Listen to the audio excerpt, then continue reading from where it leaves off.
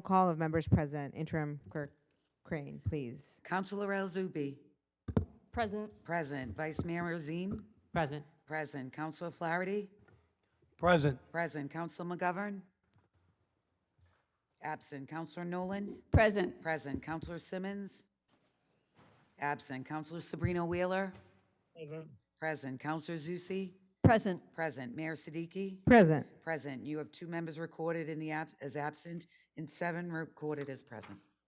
Please join me in the Pledge of Allegiance and pause for a moment of silence. I pledge allegiance to the flag of the United States of America and to the republic for which it stands, one nation, under God, indivisible, with liberty and justice for all.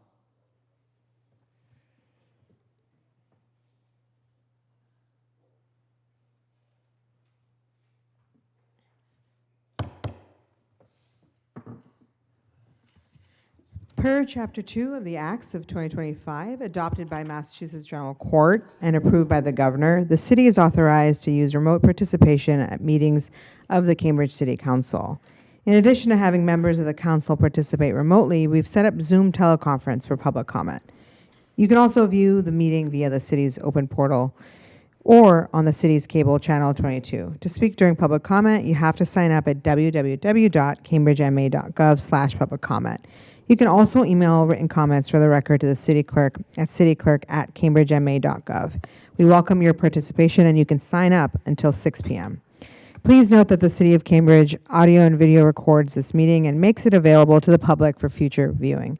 In addition, third parties may also be audio and video recording this meeting. I wanted to also announce that as of January 26, 2026, the city will transition from the current agenda management software to One Meeting as its official agenda management system.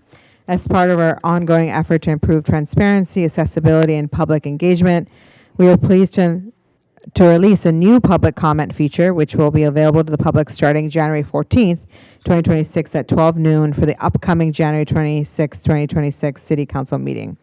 One Meeting introduces an enhanced public comment system that allows residents to submit communications directly through the portal for eligible meetings and agenda items. Submitted comments become part of the public record and are accessible in accordance with open meeting law requirements.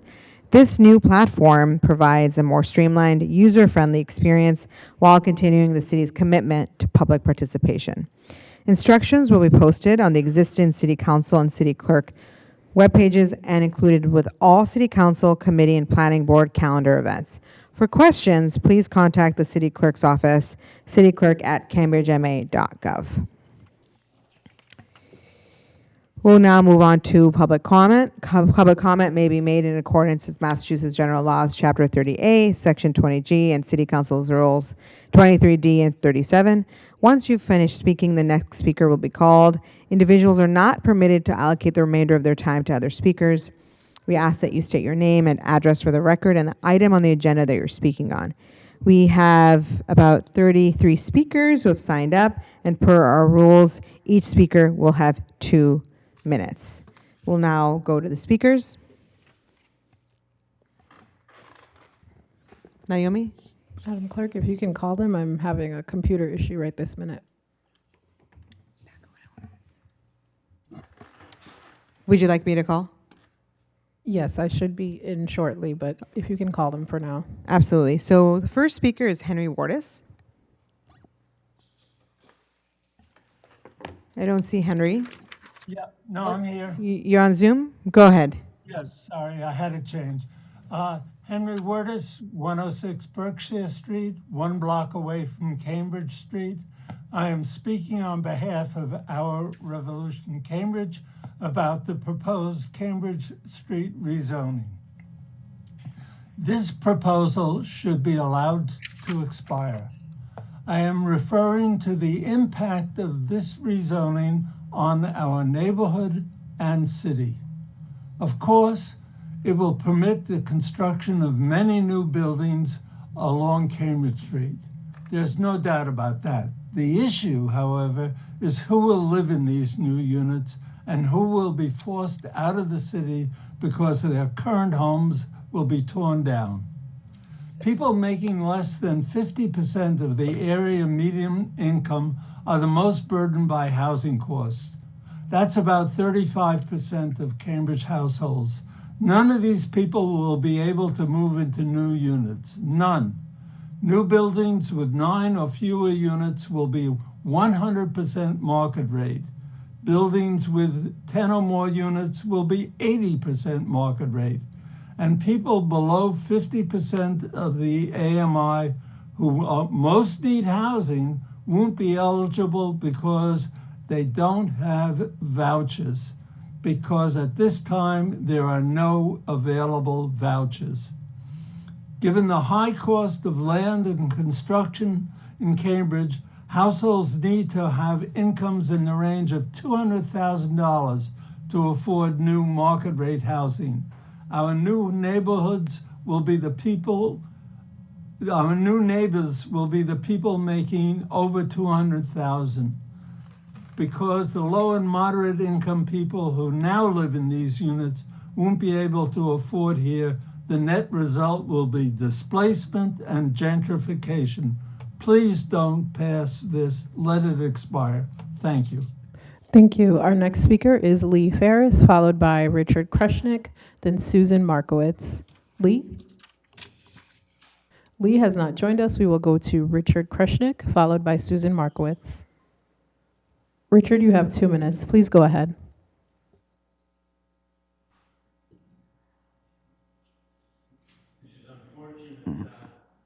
Mr. Krushnick, if you can press the button, you'll see a green light.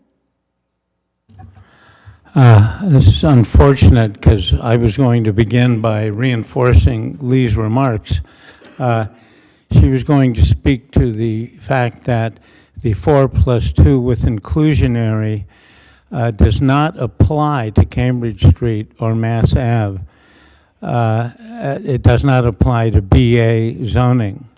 So if this passes as is, that means that developers will basically just do nothing other than build 6-story buildings on Cambridge Street with 9 units and no inclusionary.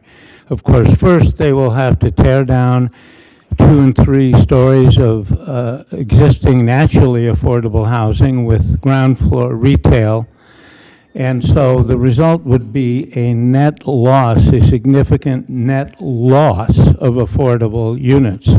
I know that none of you want this to happen, and that this was an oversight that I think all of the councilors and many of us in the community missed. And this gap cannot be fixed by an amendment, and so it can only be fixed by letting the petition expire. And then also, we would like to see a very brief community process of no more than 2 months, which would include notifying residents near the street by mail and flyering, and then holding at least 1 Zoom meeting and 1 in-person meeting. That would be an adequate community process so that the community no longer would feel blindsided by this activity. In the letter I sent you this morning, I suggested a number of tweaks that I thought would improve the petition or its replacement. I hope you read it, and I hope you find some of the tweaks reasonable or attractive. Thank you. Thank you. Our next speaker is Susan Markowitz, followed by Shelley Ryman, then Marilee Meyer. Susan, you have 2 minutes. Please go ahead. Hello? No. Do I press something? You can just bring the mic down. You just move the mic down and make sure the green light is on, please. This one. Okay, got it. Susan Markowitz, 20 Oak Street. I request that you allow this current petition to expire, basically for 2 reasons. 1, I don't feel like there's been a democratic community process, and 2, concerns about its content and questions. An improved petition should be filed after a legitimate community process. This petition does not really represent the earlier Cambridge Street study with consensus that 6 stories in height would meet the goals of more housing.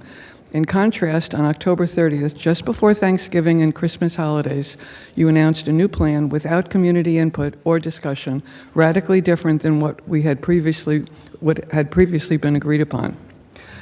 Beyond the lack of democratic process, there are several content issues that need to be discussed. Labs, for instance. I do not want to live next door to a lab when I don't know what's being produced. I think project review, at least for 3 stories high and above, is needed. Building heights. Please show us the evidence that 6 stories high all along Cambridge Street will not produce enough housing. Safety. The Cambridge Fire Department chief claims that the equipment available does not exceed 60 feet, and beyond that, fire personnel will be subject to greater danger. Have you looked into this? Project review. The zoning should require that whatever specifications require binding project review for commercial buildings should apply as well to residential buildings. First floor small independent retail. That is the backbone of neighborhood connectivity, and sadly, they're going to be displaced with large retail. What is going to be done about that? In conclusion, this petition is wrong. There has not been enough input. It is not what we want. It can and must be improved. What about a 2-month process that notifies all people living near Cambridge Street, provides written material before an oral presentation with facts defending the petition goals, flyers along Cambridge Street notifying people, and a meeting time for in-person and virtual Thank you, discussion? Susan. Your This time would has suffice. expired. Please email the remainder of your comment. Okay. Our next speaker is Shelley Ryman, followed by Marilee Meyer, then Jen Monteverde. Shelley, you have 2 minutes. Please go ahead. Hi, thank you very much. Shelley Riemann, 201 Franklin Street, Cambridge. That's Central Square. I have seen Central Square become all banks. Our beloved bookstore and 10,000 Villages is gone. Harvard Square is long gone. Inman Square is now the only place I can go to, like Together Here, the hardware store, some of the small restaurants, Christina's, the little spice place. Those are precious retail outlets, and if they lose their spaces and we just get what Central has now, Target and CVS, it'll be devastating. As other speakers have said, the process is really flawed. There has not been community input. There hasn't been a chance for residents and businesses to reply, to get their voices heard. I was on Cambridge Street earlier today up at the little coffee houses, and all those businesses will be in trouble if they have to succumb to this upzoning. The open space is another problem.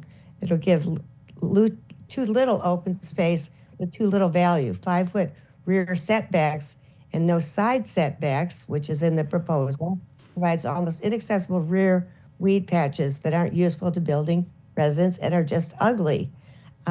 We need open space. We need green space. We need setbacks and oxygen to breathe. Cambridge is a wonderful place, and we do need more housing, fewer labs, more housing, more social housing, and low-income housing would really serve our community well. And I really hope to see it. I've been here since 1971, and I don't want to give up on this wonderful city. Thank you. Thank you. Our next speaker is Marilee Meyer, followed by Jim Monteverde, then Young Kim. Marilee, you have 2 minutes. Please go ahead. Hi, Marilee Meyer, 10 Dana Street.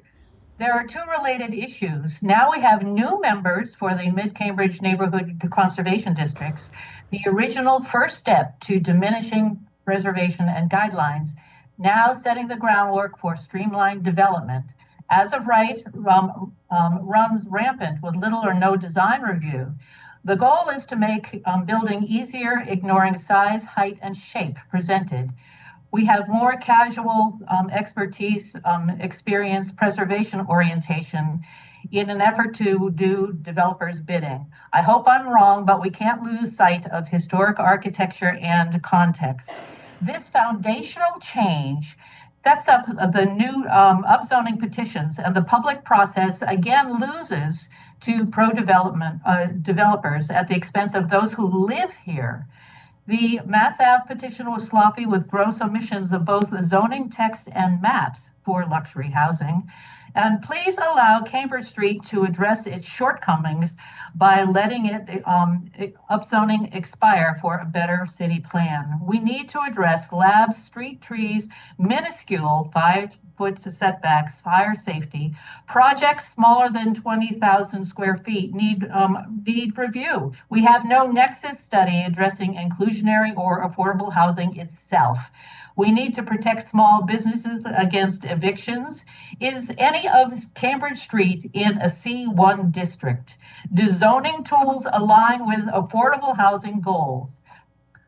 An expiring petition is not a relitigation, but an opportunity to address innate flaws with a new council and keep ego at, quote, wanting to own this out of the final product. Please let this expire for a better cohesive result. Thank you. Thank you. We're going to go back to Lee Ferris. Then we will go to Jim Monteverde, followed by Young Kim. Lee, 2 minutes. Please go ahead. Thanks. Can you hear me? We Okay. can. Lee Ferris, Norfolk Street, speaking for the Cambridge Residents Alliance. I asked councilors to let the petition expire. Why? I have recently learned that the existing Cambridge Street petition would result in mostly 6-floor residential buildings with no inclusionary units, as well as no active ground floor. When the multifamily zoning was passed last year, the requirement for the 4+2 amendment that mandated inclusionary in buildings over 4 floors, turns out it was only for C1 zone, not the BA zone like Cambridge Street is. As council has heard, developers have said construction costs go up 30% starting with the 7th floor. That is why mostly 6-floor residential buildings with no inclusionary units and no active ground floor will result from this petition as currently written. Many councilors have said that the inclusionary units are a key reason why they support the petition, but now it appears there will be very few. I'm also concerned with the displacement that will result from this petition. Unlike North Mass Ave, most of Cambridge Street already is 3 or 4 floors tall, with naturally occurring affordable housing over retail. CDD has not produced any numbers for how many units will be lost, causing displacement. CDD has also not shown the total number of units that would be created and has only shown the net new units. That means we can't see the amount of displacement on Cambridge Street that will result. These problems cannot be addressed in the current petition, so I ask councilors to let it expire, and then I hope to see a robust community process taking no more than 2 months take place, and then we can have the petition that we all deserve. Thank you. Thank you. Our next speaker is Jim Monteverde, followed by Young Kim, then Louise Venden. Jim, 2 minutes. Good evening. I'm Jim Monteverde from 12 Oak Street in Inman Square. I ask that you let the Cambridge Street zoning proposal expire and require that it be revised with the benefit of a robust, open, and public review process. The Cambridge Street study identified a building height of 6 stories along the street and in Inman Square, not the 8 stories as proposed. This height change should be vetted in a public review process like the Cambridge Street study underwent and based on professional recommendations. The proposed lacks design review thresholds and process in the current proposal should be revised to require a project review special permit of all new buildings on Cambridge Street to maintain and enhance its unique character and cohesiveness. Likewise, the zoning proposal needs improvement to allow existing retail uses to continue in any new construction to maintain the retail character and vibrancy of the street. Please let the proposed zoning proposal expire so that it can be improved through a public review and comment. Thank you. Thank you. Our next speaker is Young Kim, followed by Louise Venden, then Helen Walker. Young, you have 2 minutes. Please go ahead.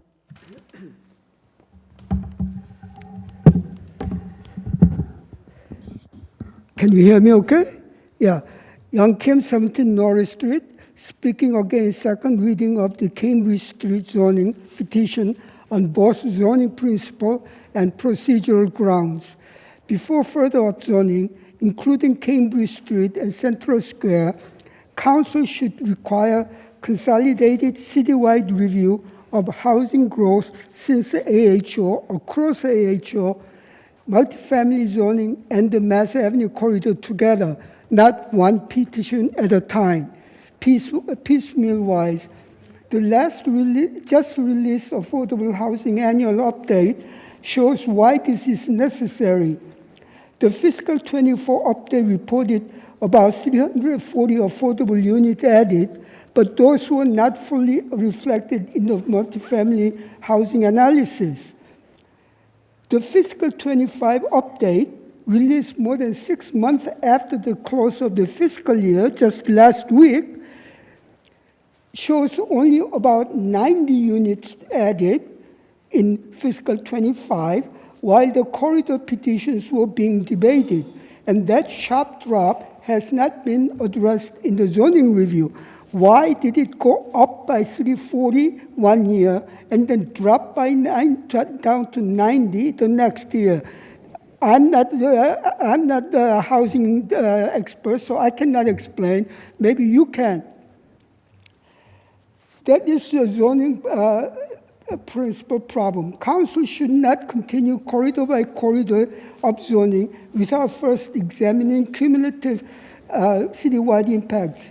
Procedurally, I have documented defects in both the Mass Avenue final action and the Cambridge Street petition in 4 written communication in tonight's agenda and to the city clerk at the close of the closing moments of December 22 meeting. But I have not heard anything Young Kim, your about time the, has expired. If you about can please that, email us the procedural remainder of issues. your comments. Thank you. Thank you. Our next speaker is Louise Venden, followed by Helen Walker, then Gertrude Goodman. Louise? Louise, if you can unmute yourself, you have the floor, 2 minutes. Can you hear me? We can. Please go ahead. Okay, very good. Louise Venden, 10 Rogers Street. I urge you to take a no vote on this ambitious zoning change until the city has evaluated the impacts of the ambitious zoning changes made over the past 7 years. These zoning changes were aimed at increasing supply of rental and ownership housing in order to lower rental rates and sales prices. Have they achieved those goals? Dramatic changes like those adopted often have unintended consequences for neighborhoods, the environment, and city finances. Measuring the results of these policies is critical to ensuring that zoning changes result in building housing that residents need and can afford. Many questions must be asked before further zoning changes are made, and the following data should be evaluated in order to support this upzoning proposal and inform modification to ordinances like multifamily housing that have already been adopted. Councilors should request data and evaluation of building permits issued between 2020 and 2025 for residential units, including net units added by affordable housing overlay, inclusionary zoning, and market rate categories, and proposed rental and sales prices of these units. Recent data on residential permits show 67 units permitted in 2025, 565 in 2024, and 109 in 2023. Why are there such wide variances? Certificates of occupancy granted during the same period for permitted projects by affordable and market rate units, showing those units that have been built should be evaluated. Also, reach out to affordable and market rate housing developers experienced in building here to understand their challenges and the ways the city might support building housing to fit our needs. Thank you. Our next speaker is Helen Walker, followed by Gertrude Goodman. Helen, you have 2 minutes. Please go ahead. Can you hear me? We can. Please go ahead. Helen Walker, 43 Linian Street. Thank you for the chance to speak about the Cambridge Street zoning petition. The Cambridge Street petition suffers from content-specific inattention, just as the Mass Ave petition suffered from procedural inattention. With the Mass Ave petition, Council is told the text was not in the agenda packet. So council amended a single typo and revoted. Actually, there was a text with many edits in an undisclosed location no one knew about. Yet this text no one voted on appeared as the record version under final actions.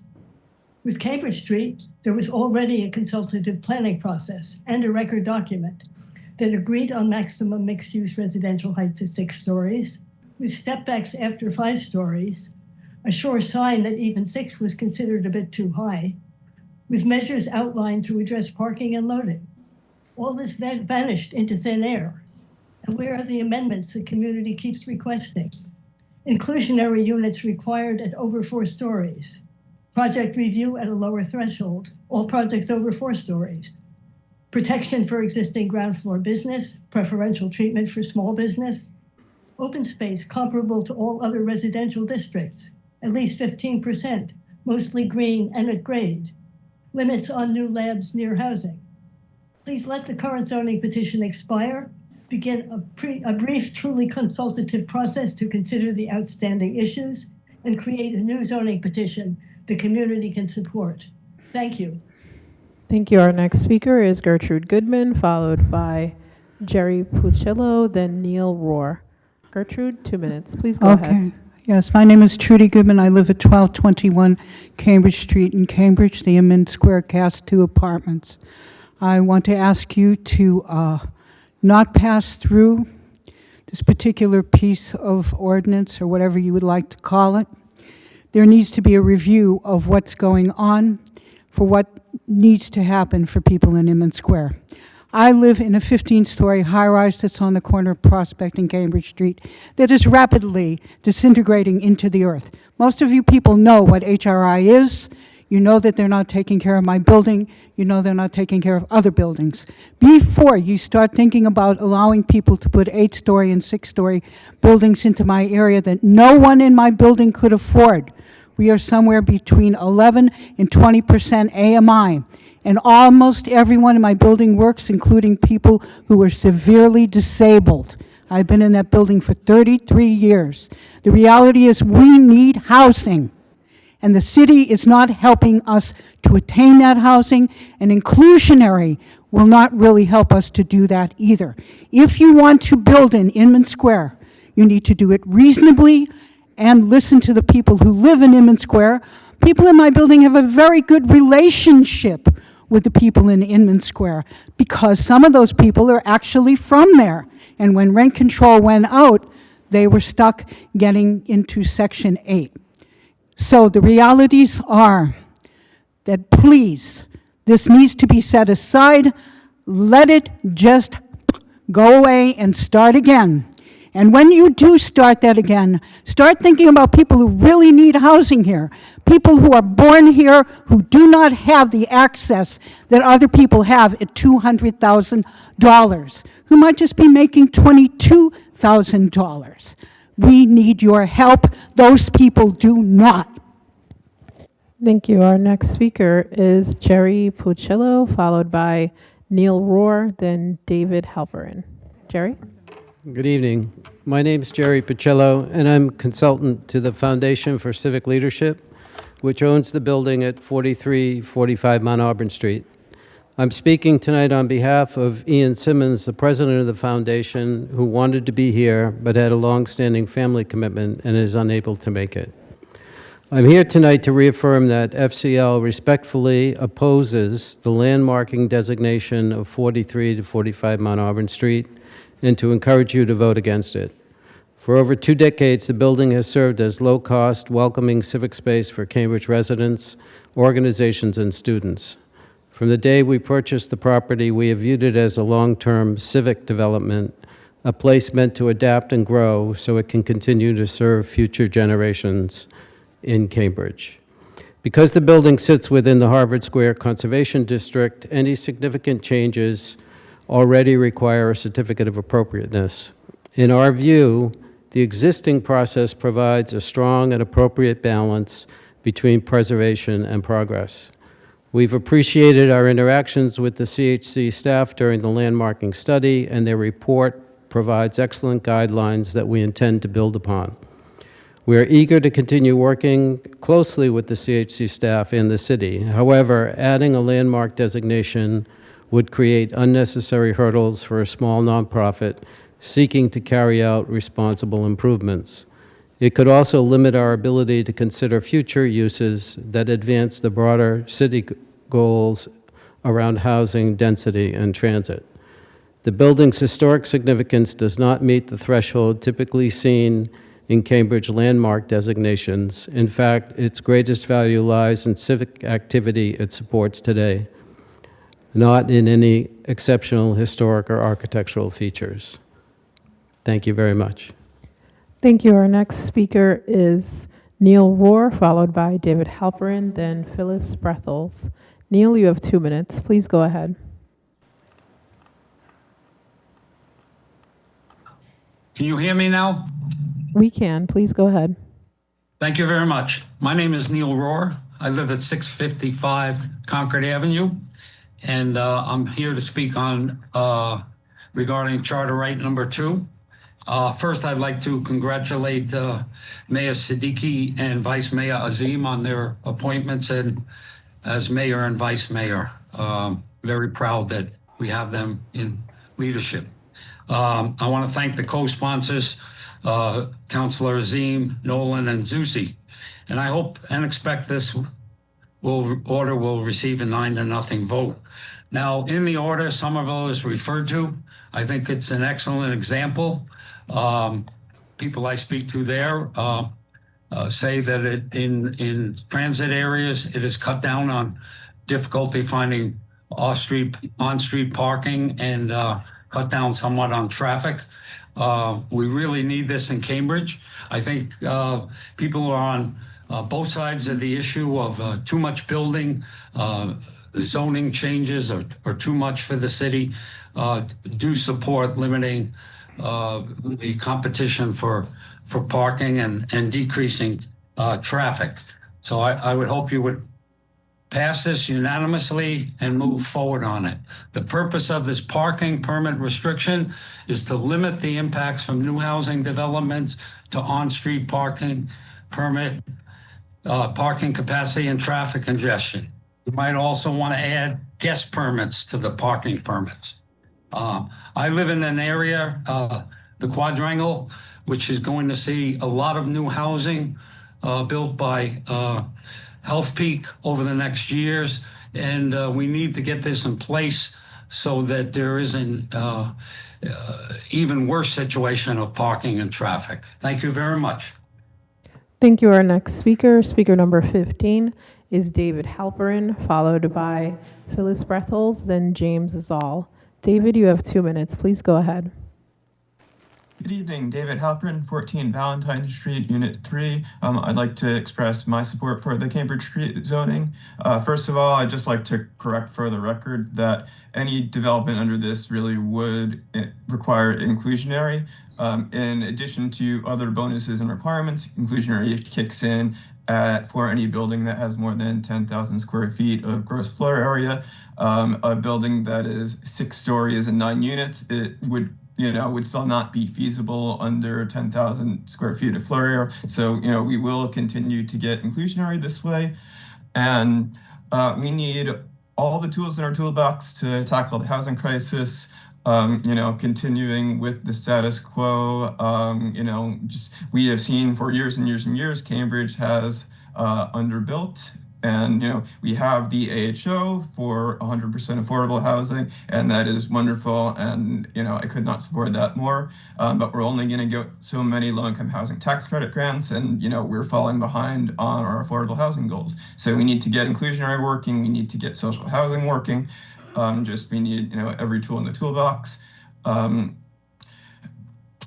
Additionally, I want to live in a vibrant city that, like one of the things I like about Cambridge is the density and the benefits that come with that, and bringing, more people to the retail. People are worried that this is going to cause, a huge amount of redevelopment. But as we've seen so far from previous upzonings, that, you're going to get a building here or there, like 8 stories, the economics of that are not actually that good. It's better to make it possible, from my perspective, than, to continue to, limit to 6, but you can already build 6. We're not seeing that much redevelopment on Cambridge Street. Please ordain this petition. Thank you very much. Thank you. Our next speaker is Phyllis Breatholz, followed by James Zald and Mark Truant. Phyllis, you have 2 minutes. Please go ahead. Phyllis Breatholz, 65 Antrim Street. Dear councilors, having spoken before on the issue of upzoning on Cambridge Street, even repeating similar sentiments eloquently expressed by other residents, I am hoping third time is a charm and will result in a different outcome. First, let me be clear that I support more housing in Cambridge, especially for middle and low-income residents, which is a priority. However, the proposal as it now stands is different from the Cambridge Street proposal of 2023-24. Any future public hearings should include not only the voices of residents, but those of business owners along the length of Cambridge Street, with a real effort to reach out to and solicit their voices. Here are some of my concerns. Zoning for residential buildings should require the same binding special project review that is currently required for non-residential buildings above 20,000 square feet. This would mean paying special attention to good urban design review, things I've learned from Dennis Carlone, that speaks to issues such as open space, traffic, noise, parking, quality of life issues. We need more open space for the front and back sides of buildings, rooftops and balconies, accessible only to those living in the buildings, do not qualify as open space. Residents should have the right to review proposed zonings for labs as of right.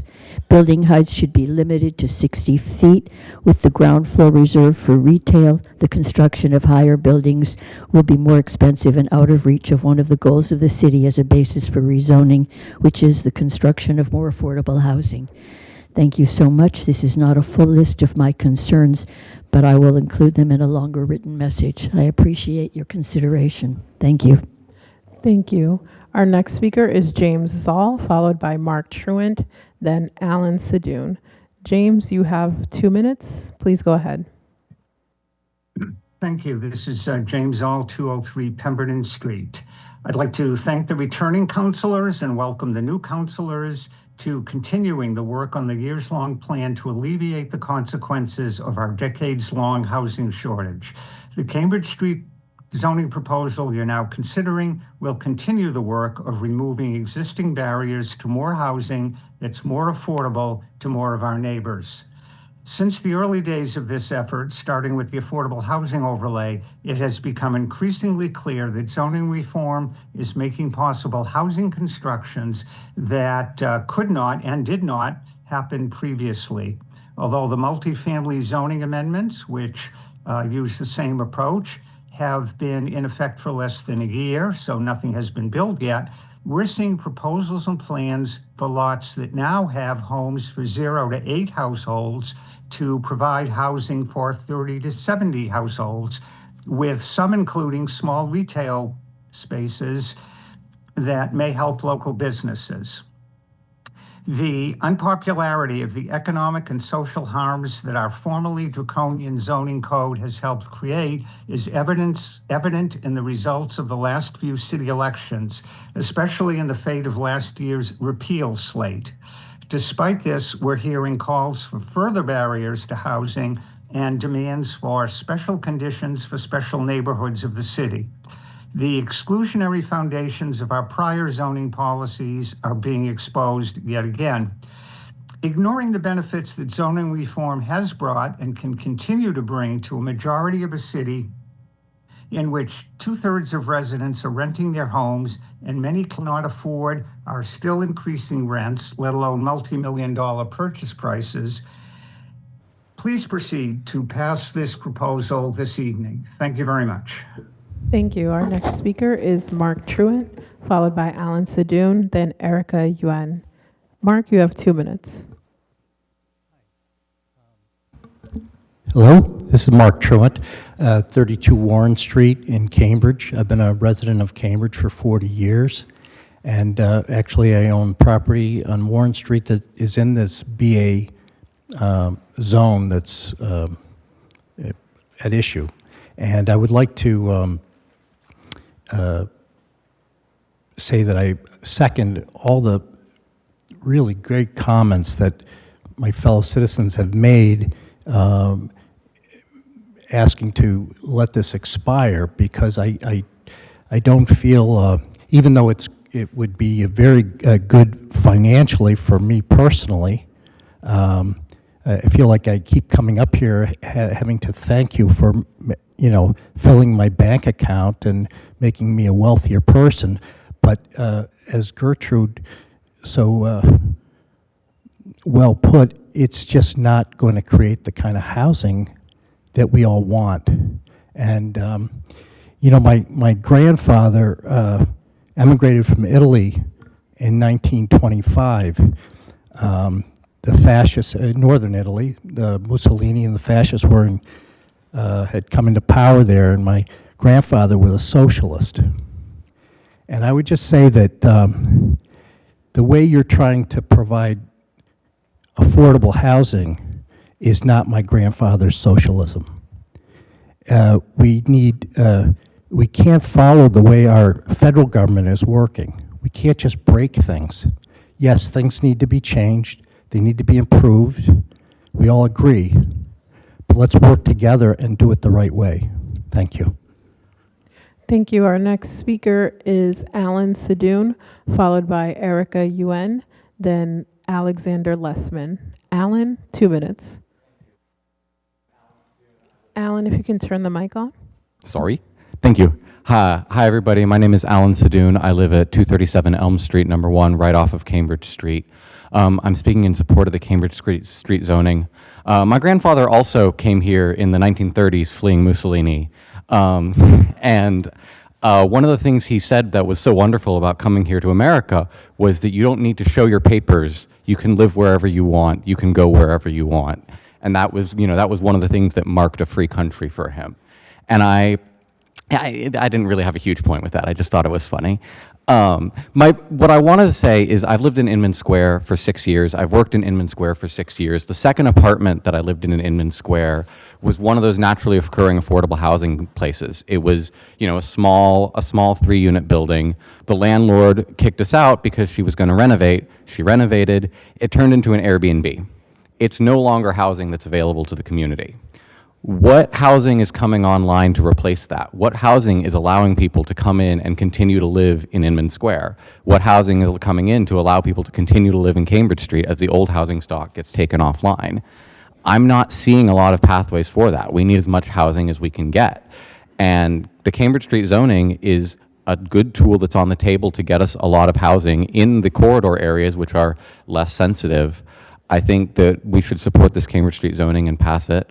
I've heard a lot of people saying we need to stop, slow down, redo, refile, get it right. I have not heard a lot of clarity about what getting it right means other than just doing less of it. And if you want to do less of it, go ahead, but I might as well do less of it right now. I think we should do more of it right now. I think that the more housing that we can put on the table, the more people will have the freedom to live in a great city and move about and live their lives. Thank you. Thank you. Our next speaker is speaker number 20, Erica Yuen, followed by Alexander Lessman, then Denise Gilson. Erica, 2 minutes. Please go ahead. Hi, good evening. I'm here to urge everyone to pass the Cambridge Street upzoning. I have lived in Cambridge for 11 years, but recently had to move out due to increasing rent costs. And so I want to support the Cambridge Street upzoning because, like Alan said, we need more housing to come online, especially in the corridors and squares. This proposal came from a lot of community engagement with broad stakeholder support, and we are currently behind our 2030 goals of more housing.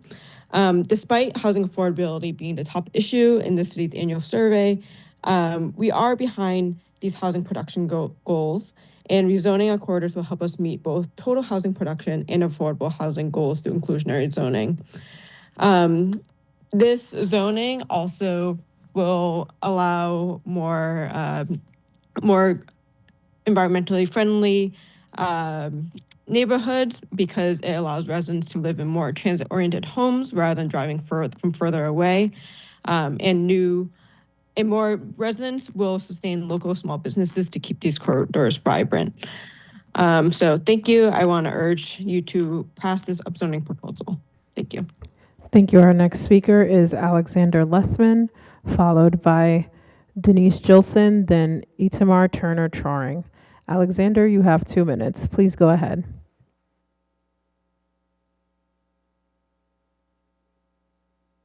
Hello, I'm Alex Lessman. I've been a resident of Cambridge now for 16 years, which is my entire adult life. We obviously talk a lot about housing. Housing is expensive in Cambridge because people want to live in Cambridge, because there are good high-paying jobs here and there is insufficient housing. It is that simple. The tendency of new construction to be high cost is a consequence of the reality that housing costs are high, not the other way around. Building new housing is the only solution to this problem. As long as the Cambridge economy does well and Cambridge remains a desirable place to live, high-income residents will continue to outcompete lower-income residents for the available housing stock. And the only solution to that problem is building new housing. Building housing obviously brings challenges. A lot of people are concerned about transportation, about parking, and so forth. And the clear solution to that problem is to build housing densely and to build it on major corridors and near transit centers.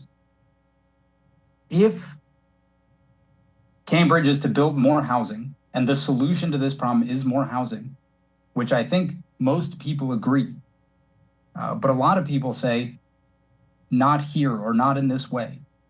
But if we want to build more housing, where should we build it if not on corridors and near public transit? That is the obvious place to build it. That is the best place to build it. And I think we need to pass this upzoning to enable Cambridge to grow and allow the housing supply problems. Sorry, I kind of trailed off. I think we should pass it.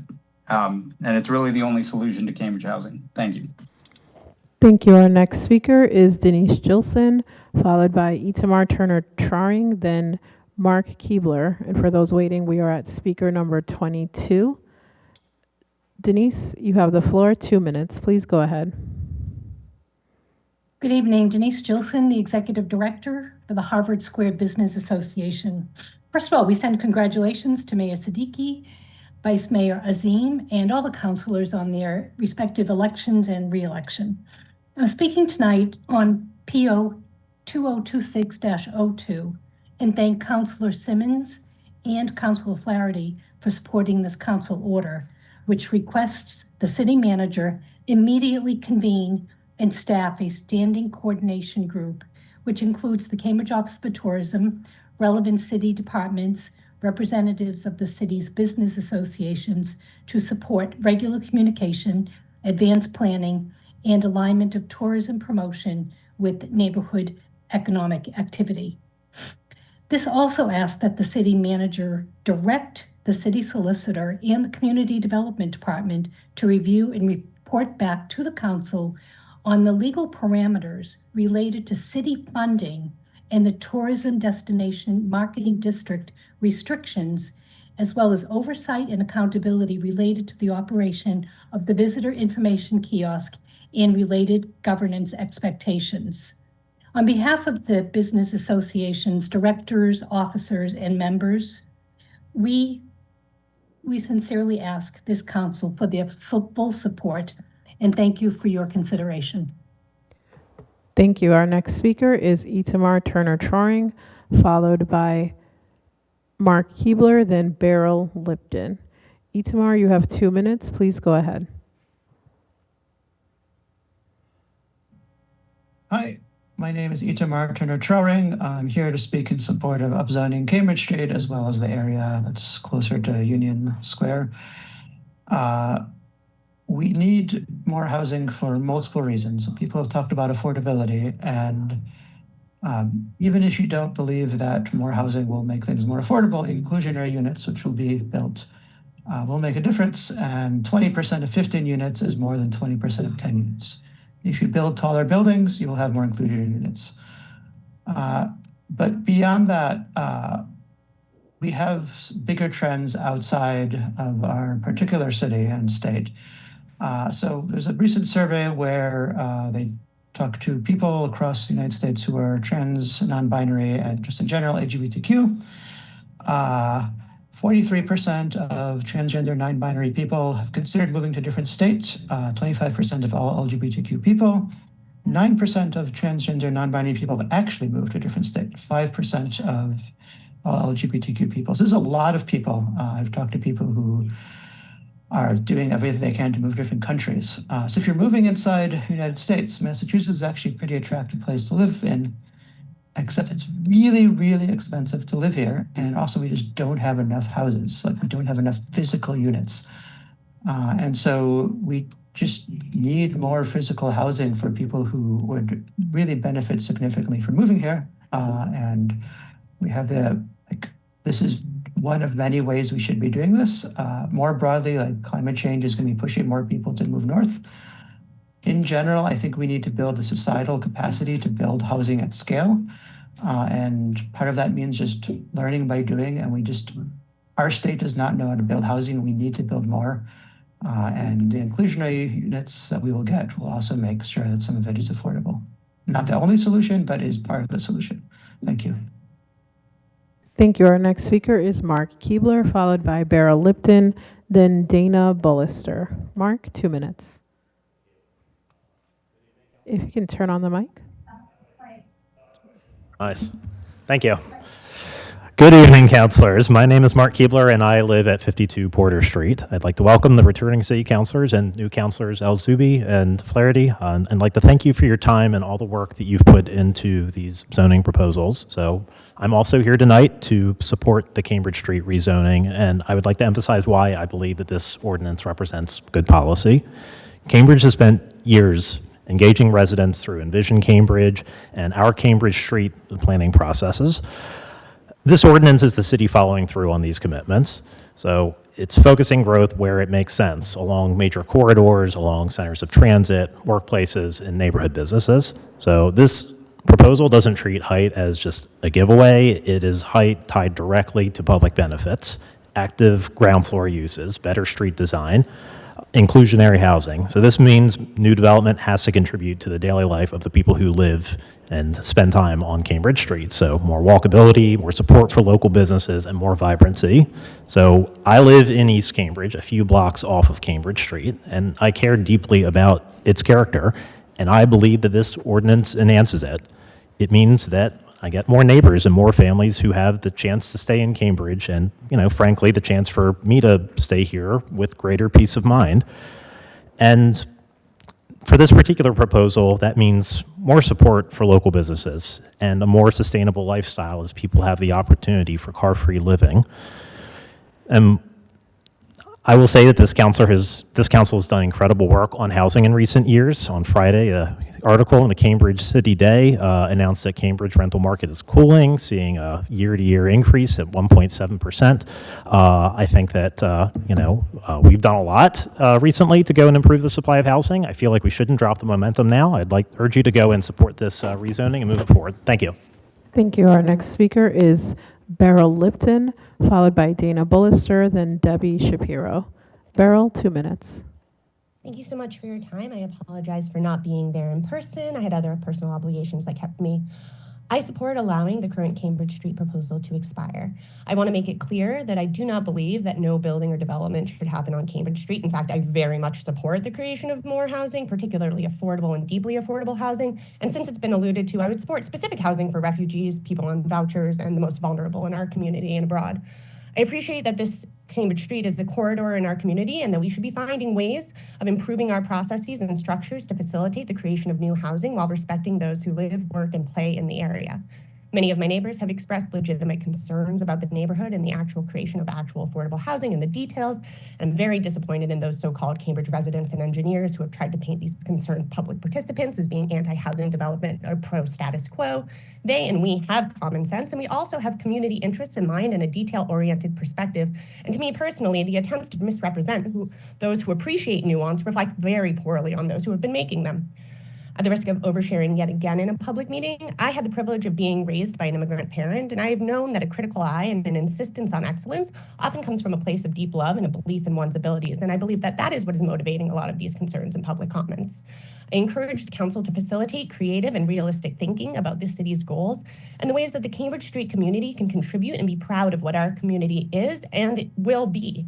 I also want to note that I've submitted a comprehensive public records request for information, including projections and communications with developers to the city.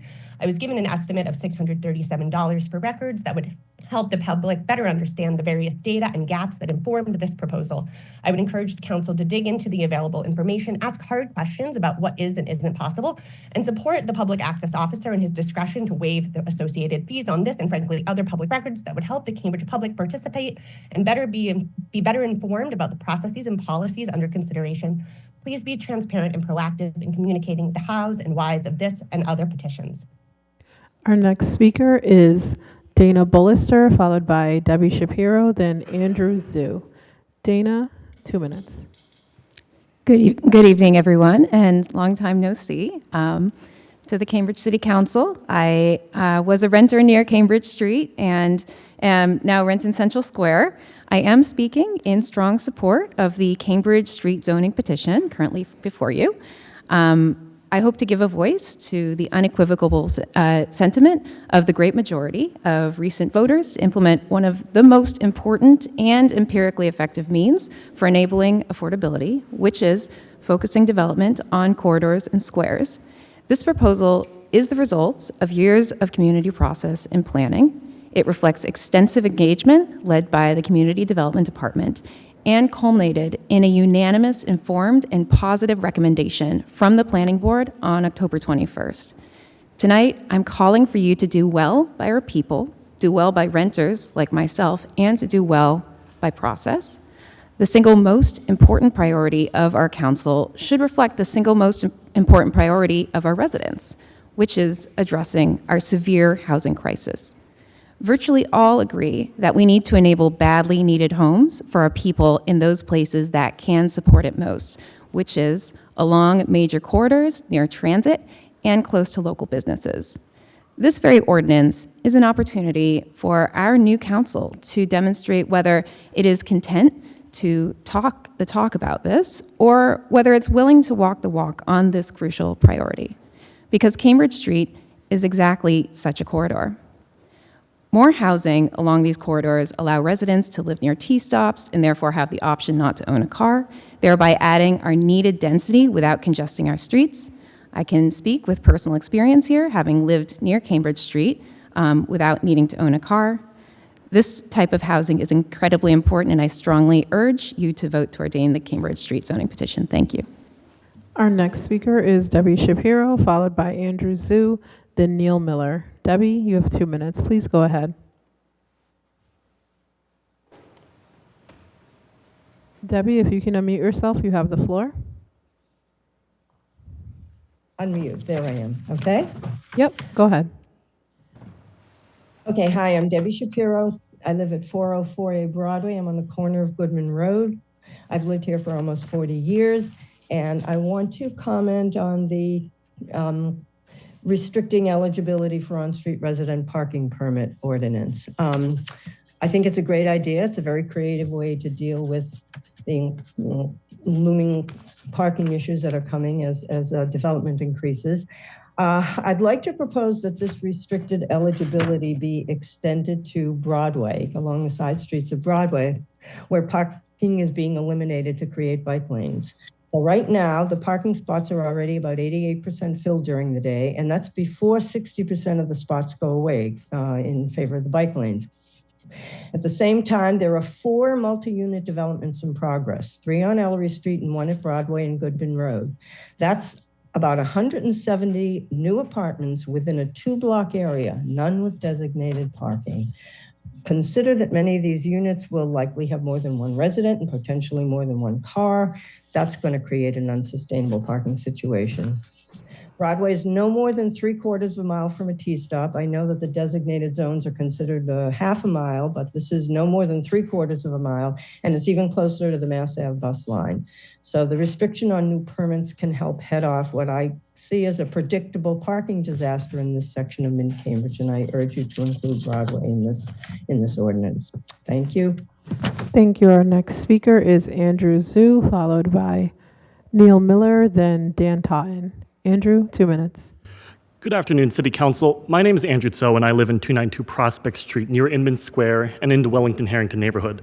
I speak today to ask this council to support the updates to Cambridge Street zoning. On April 4th, 2024, I went out of my apartment and visited the pharmacist, picked up gloves at the hardware store, and got an ice cream cone before returning to my apartment. All of those were within a 5-minute walk of my apartment. As someone who grew up in suburban Pennsylvania, where the nearest grocery store was at least a minimum 15-minute drive away, the ability to do this to myself was astounding. It is this locality, the fact that residences and businesses are intermingled and co-located together, that drove me to live here and start my life here in Cambridge. And this is why I support the zoning change, so that not only will more people be able to live in this great city, to live the life that I get to now, but so that all of the local shops and restaurants in Cambridge Street can continue to flourish and grow. Every time when I walk down Cambridge Street, I notice many empty storefronts, and suppose why that is. Unlike Central, Harvard, and Porter, Cambridge Street does not have the public transit support to bring in customers from across the region. And since bike lanes on Cambridge Street have been delayed, they will struggle to bring in customers from across the city. Therefore, it stands to reason that the best way to support local businesses in Wellington, Harrington, and East Cambridge is to create a larger local customer base to incentivize more Wellington, Harrington, and East Cambridge residents. Denying that will only kneecap our future economic and community development, and failing to combat rising rents and cost of living by not increasing housing stock would only exacerbate those issues. There are many people who wish to live here, people who wish to continue living here, who want to live in our communities, use our local businesses, and live the life that they wanted.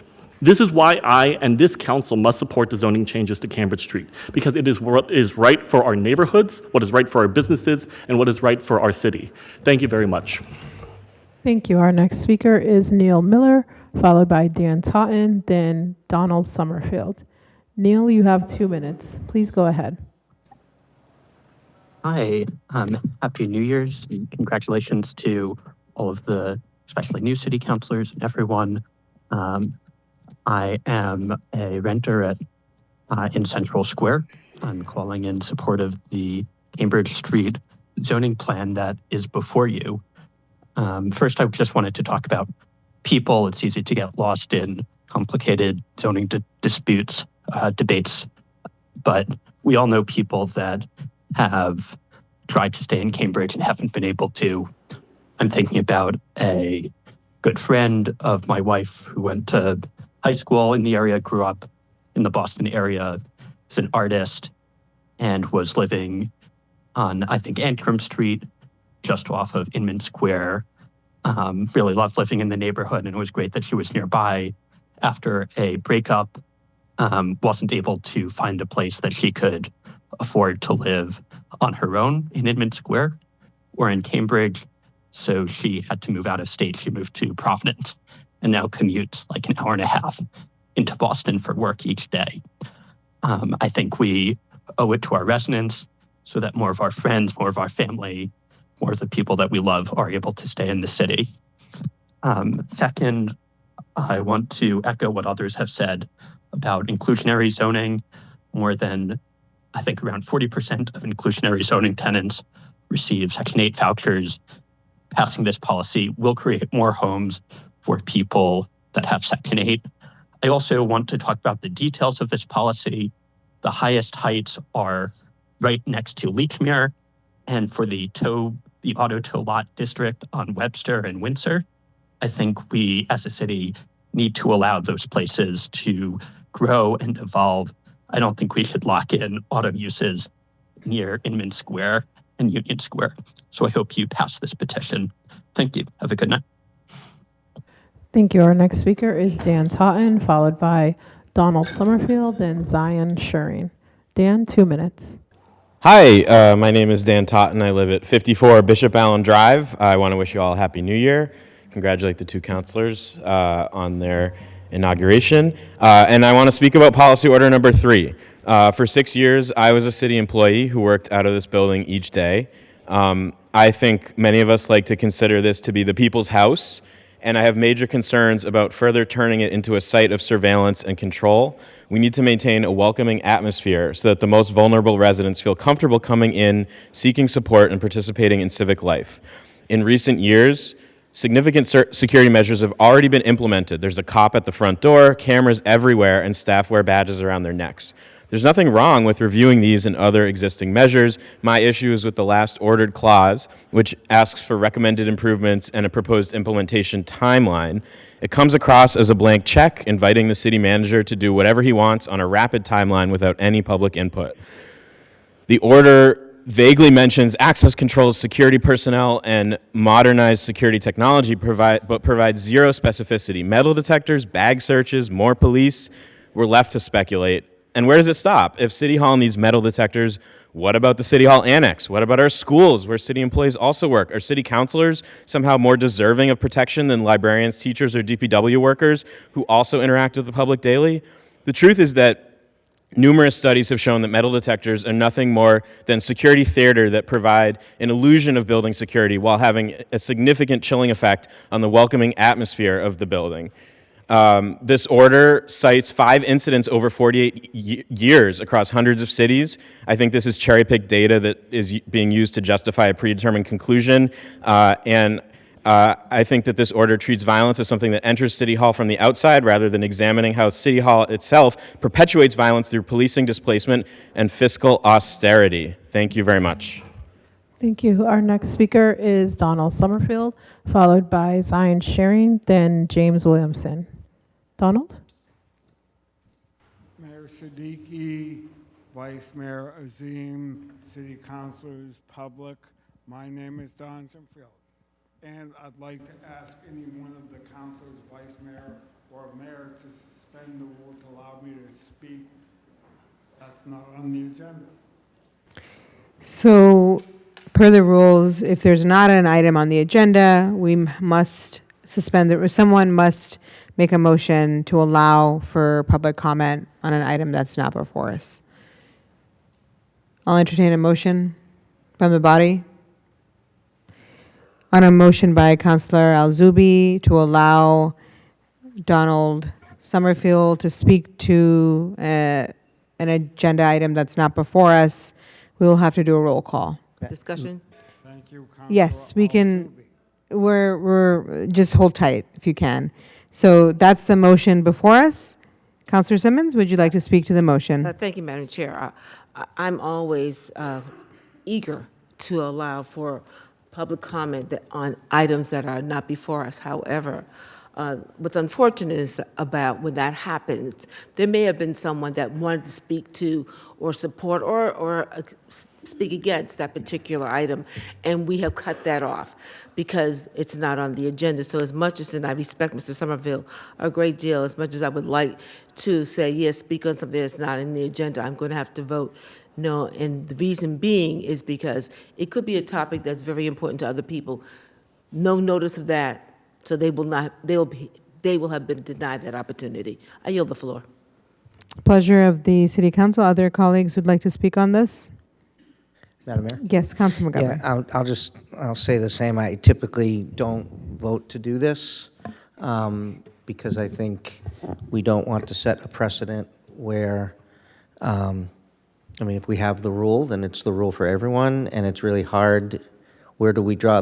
I've known Mr. Summerfield for a long time. We're in session and we're listening to a councilor. We will get back to you momentarily.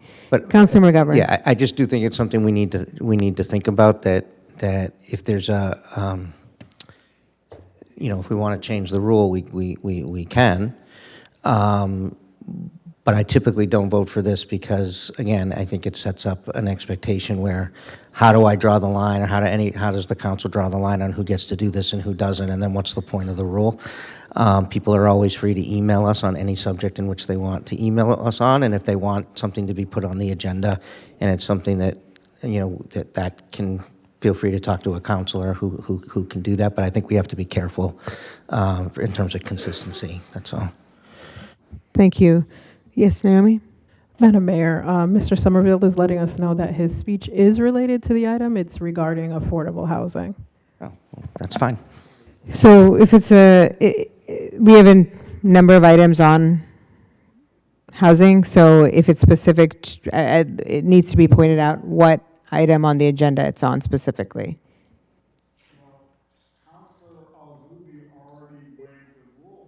So we have to take a motion. There's a motion before us to allow you to speak on an item that's not before us. And so we have to dispose of that motion first. Okay, and it's okay. We'll figure it out. We just have to take a roll call, and then we'll get to you. So there's a motion before us on suspending the rules to allow our speaker to talk to an agenda item not before us. So we've heard from some of my colleagues. We should just go with proceeding with the vote, and wherever it lands, it lands. Yes, Councilor Al-Zubi? Before we do roll call, I just want to reaffirm the fact that I do think what he wants to address is on the agenda, and maybe giving him an opportunity to clarify what exactly he wants to address when it comes to affordable housing would be worthwhile. So I think we started the conversation saying it was not on the agenda, and so that's why I entertained that motion. So I would go ahead and let's please do the roll call and see what happens. Thank you. Councilor Al-Zubi. Yes. Yes. Vice Mayor Azim. Present. Present. Councilor Flaherty. Present. Present. Councilor McGovern. No. No. Councilor Nolan. Yes. Councilor Simmons. No. No. Councilor Sabrina Wheeler. No. No. Councilor Zusi. Present. Present. Mayor Siddiqui. Yes. Yes. And you have 3 members recorded in the affirmative, 3 recorded in the negative, and 3 recorded as present. So the motion fails. Further public comment will not be allowed on an item that is not before us. Is there anyone else who signed up for public comment? Yes, our next speaker is Zion Shearing, followed by James Williamson, Heather Hoffman, then our final speaker will be Jack Mulhern. Madam Mayor, just point of information. Yes, Councilor McGovern. If Mr. Summerfield wants to speak, if Mr. Summerfield could relate his affordable housing comments to the Cambridge Street upzoning that is on the agenda, he then could speak, in which case we could give him that opportunity, right? We voted no on letting him to speak on something Yes, not I on mean, the agenda. But if I he can can refer his comments to Cambridge Again, Street. I want to just be clear. We don't want to make this difficult, but the conversation started with this is not on the agenda. So in the future, for any public speakers, we need to make sure that the item is referenced. And so that's a really key part of this. And so if you're referencing the calendar item, I will allow that public comment, but that was not made clear to anyone Point of order, in Madam the room. Yes, Councilor Simmons. Thank you, Madam Chair. And I understand, because I understand where I think you're going with this, and where I would be certainly standing in the front of the line of saying this is appropriate. The problem now is that we took a vote on that it was not before us, and now I feel like we're sort of manipulating and modifying to make it fit to say, and thank you to my colleague, because everyone here wants to support public comment. And so I would respectfully ask that we respect the vote taken, and as my colleague has mentioned, most of us have office hours, everyone can write. There's more than ample opportunity to bring something up that is not on the agenda. My fear is if it veers off, we've opened the door. So whereas the vote has been taken, I would let the vote stand. I would move the agenda forward. I yield the floor. I appreciate the comment, Councilor Simmons. As chair, I'll rule and allow it. 2 minutes, please state your comment. I'd like to comment on the Cambridge Street zoning. I'm neither for or against it, but I'm for more housing. Members of the public staff, city councilors, Mayor Siddiqui, Vice Mayor Azim. My name is Don Simfield. I'm lucky to have affordable housing at that, and frequently pass by someone on the street that doesn't have shelter. A sidewalk or a bank lobby doesn't count, it's especially hard for that 9-year-old woman I see sometimes on the subway. When there was a hearing for the affordable housing overlay, a person was against it as the building might shadow his tomato plants. The person in need of housing might disagree on more tomatoes or a house. It's a very ugly situation. People are at risk, especially those with psychiatric issues. I pass by people everywhere hearing voices. A warming center is a start, but we need more housing. I think the city should open the gym at the Cambridge Ridge and Latin School as an overflow warming center in very inclement weather. Thank you. Thank you. Our next speaker is Zion Shearing, followed by James Williamson, then Heather Hoffman. Zion, you have 2 minutes. Please go ahead.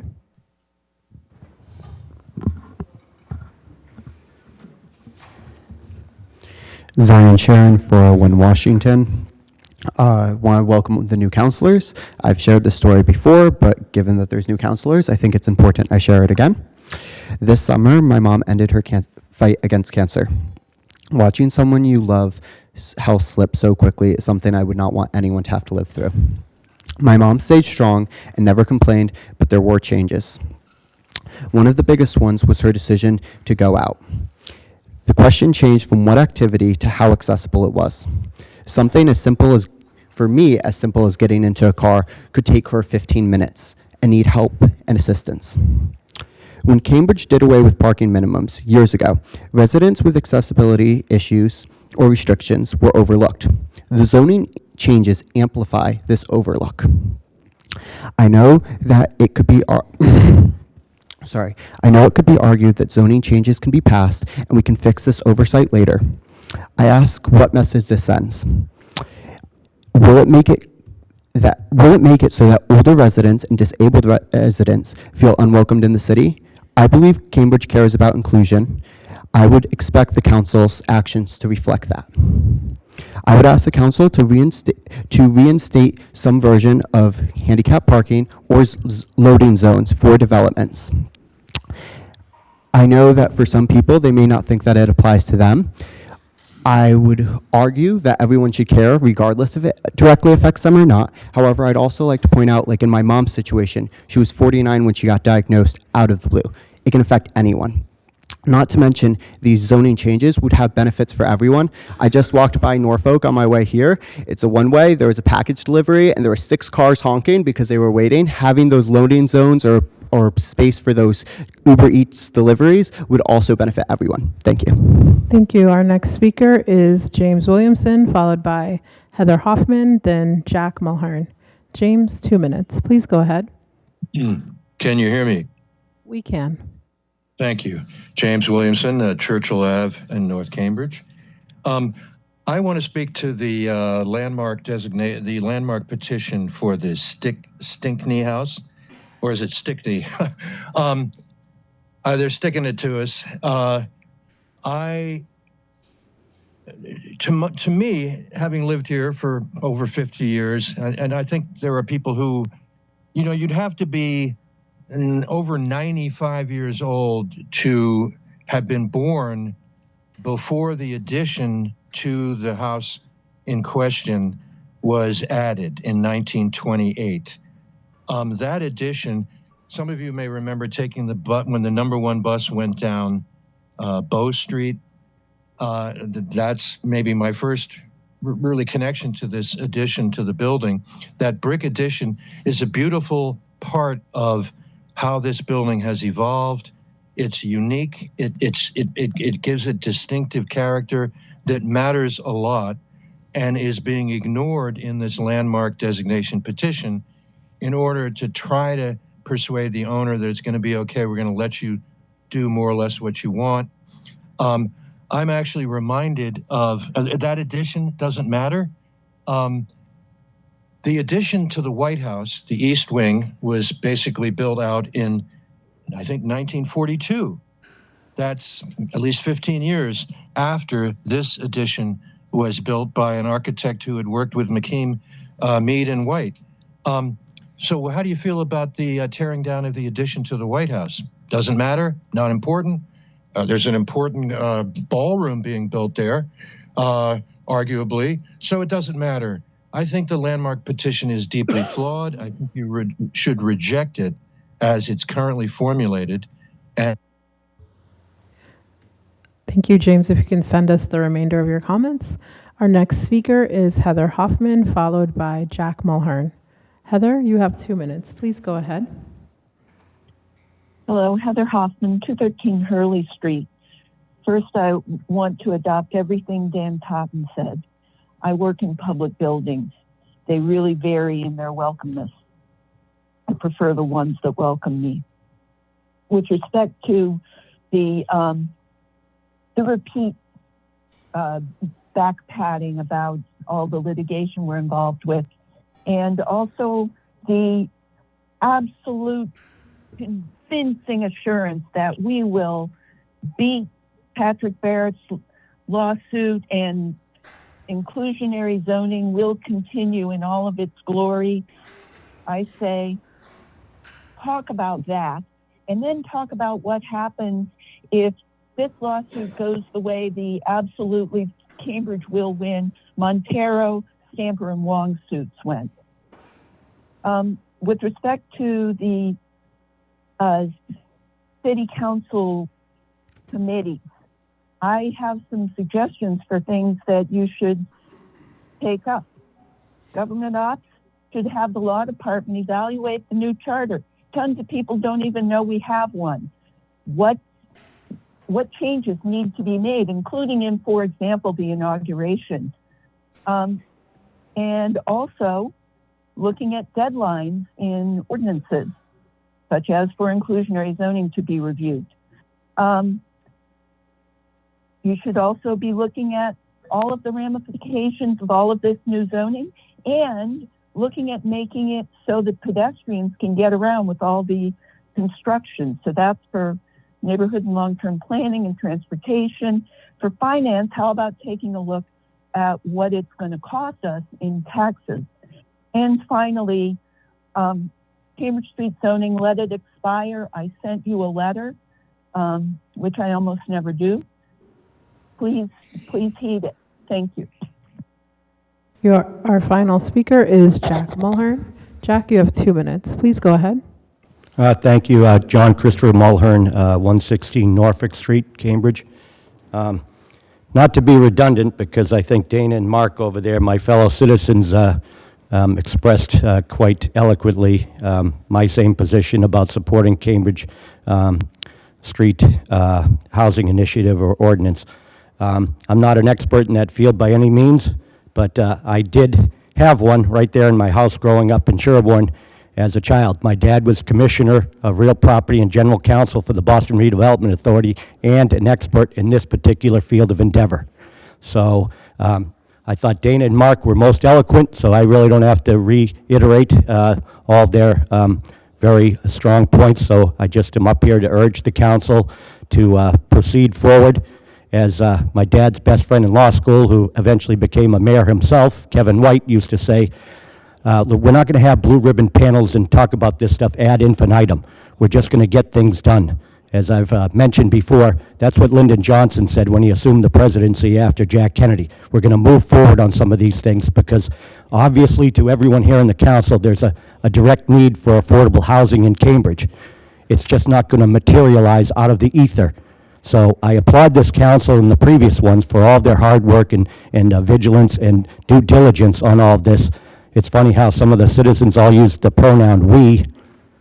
Not everyone has the same position on almost any issue. And lastly, just as a personal mention, as my dear mom used to always say, Jackie, don't just stare at the frosting. There's lots of layers to the cake with everything in life, including this particular issue. So I'm very proud of this current council and the former ones, and I wish everyone a happy new year, and let's hope it does become one, because we could all use one. Thank you, council. Thank you, Madam Mayor. That is all that were signed up to speak. Thank you, Naomi. So that concludes public comment on a motion by Vice Mayor Azim to close public comment. We will call the roll.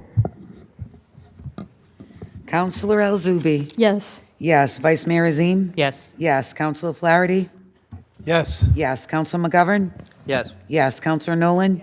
Yes. Counselor Simmons. Yes. Yes. Counselor Sabrina Wheeler.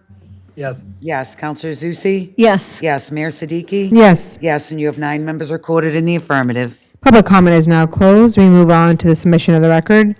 There are none. There are no reconsiderations, so we will move on to the city manager's agenda. There are 5 city manager agenda items.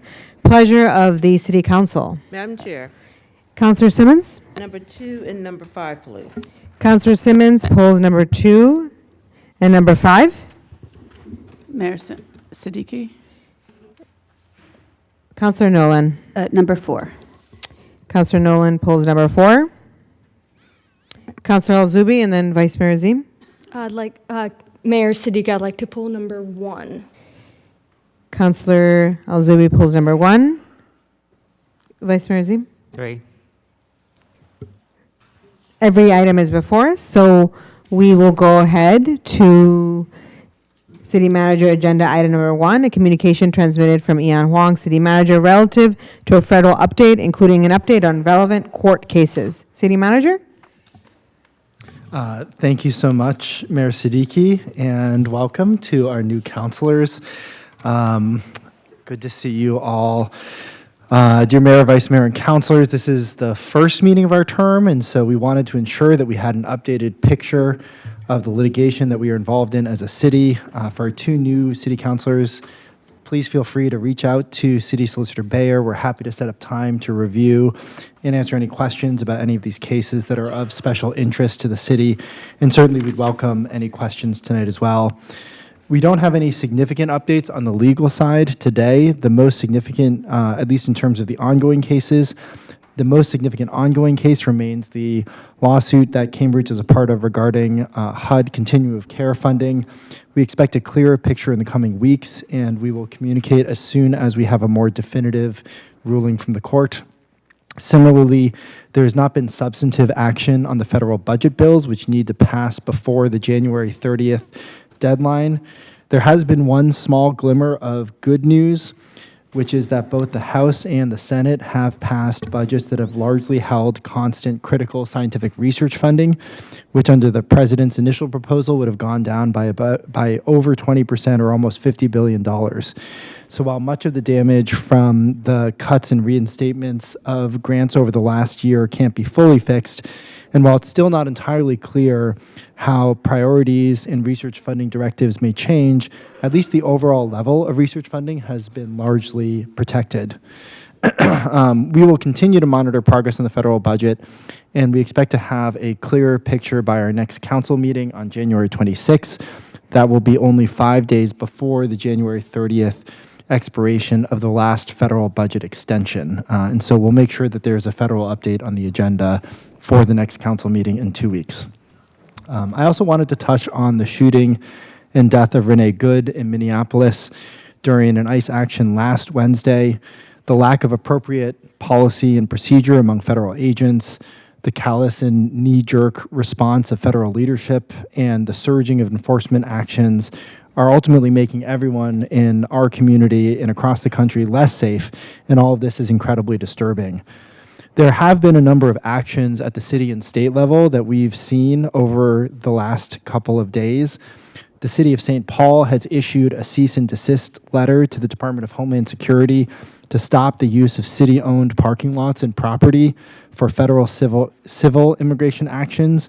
And similarly, the city of Minneapolis has issued an executive order to the same effect and asked the city to provide a more standardized signage template for private property owners who wish to mark their property as off limits to immigration actions.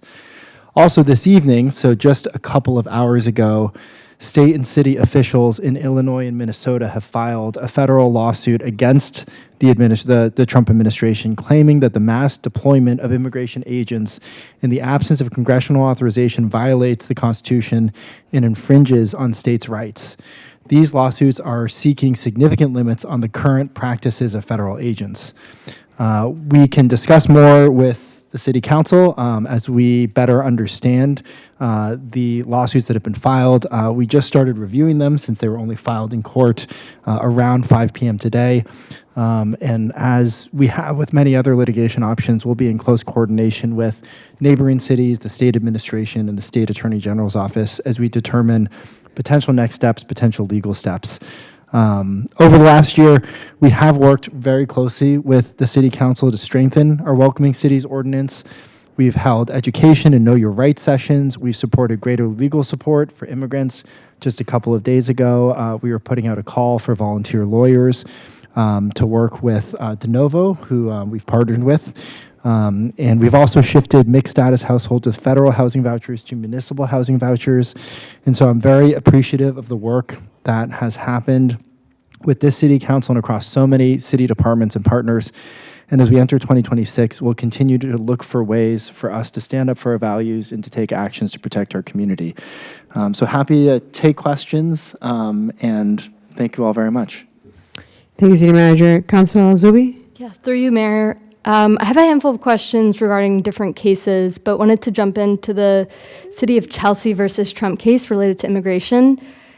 If we're seeing that the City of Chelsea and Somerville were denied their injunctive relief in this case, how are we documenting for future imminent or irreparable harm, just in preparation for possible further setbacks from the federal administration? Because it seems clear that we're going to need stronger evidence.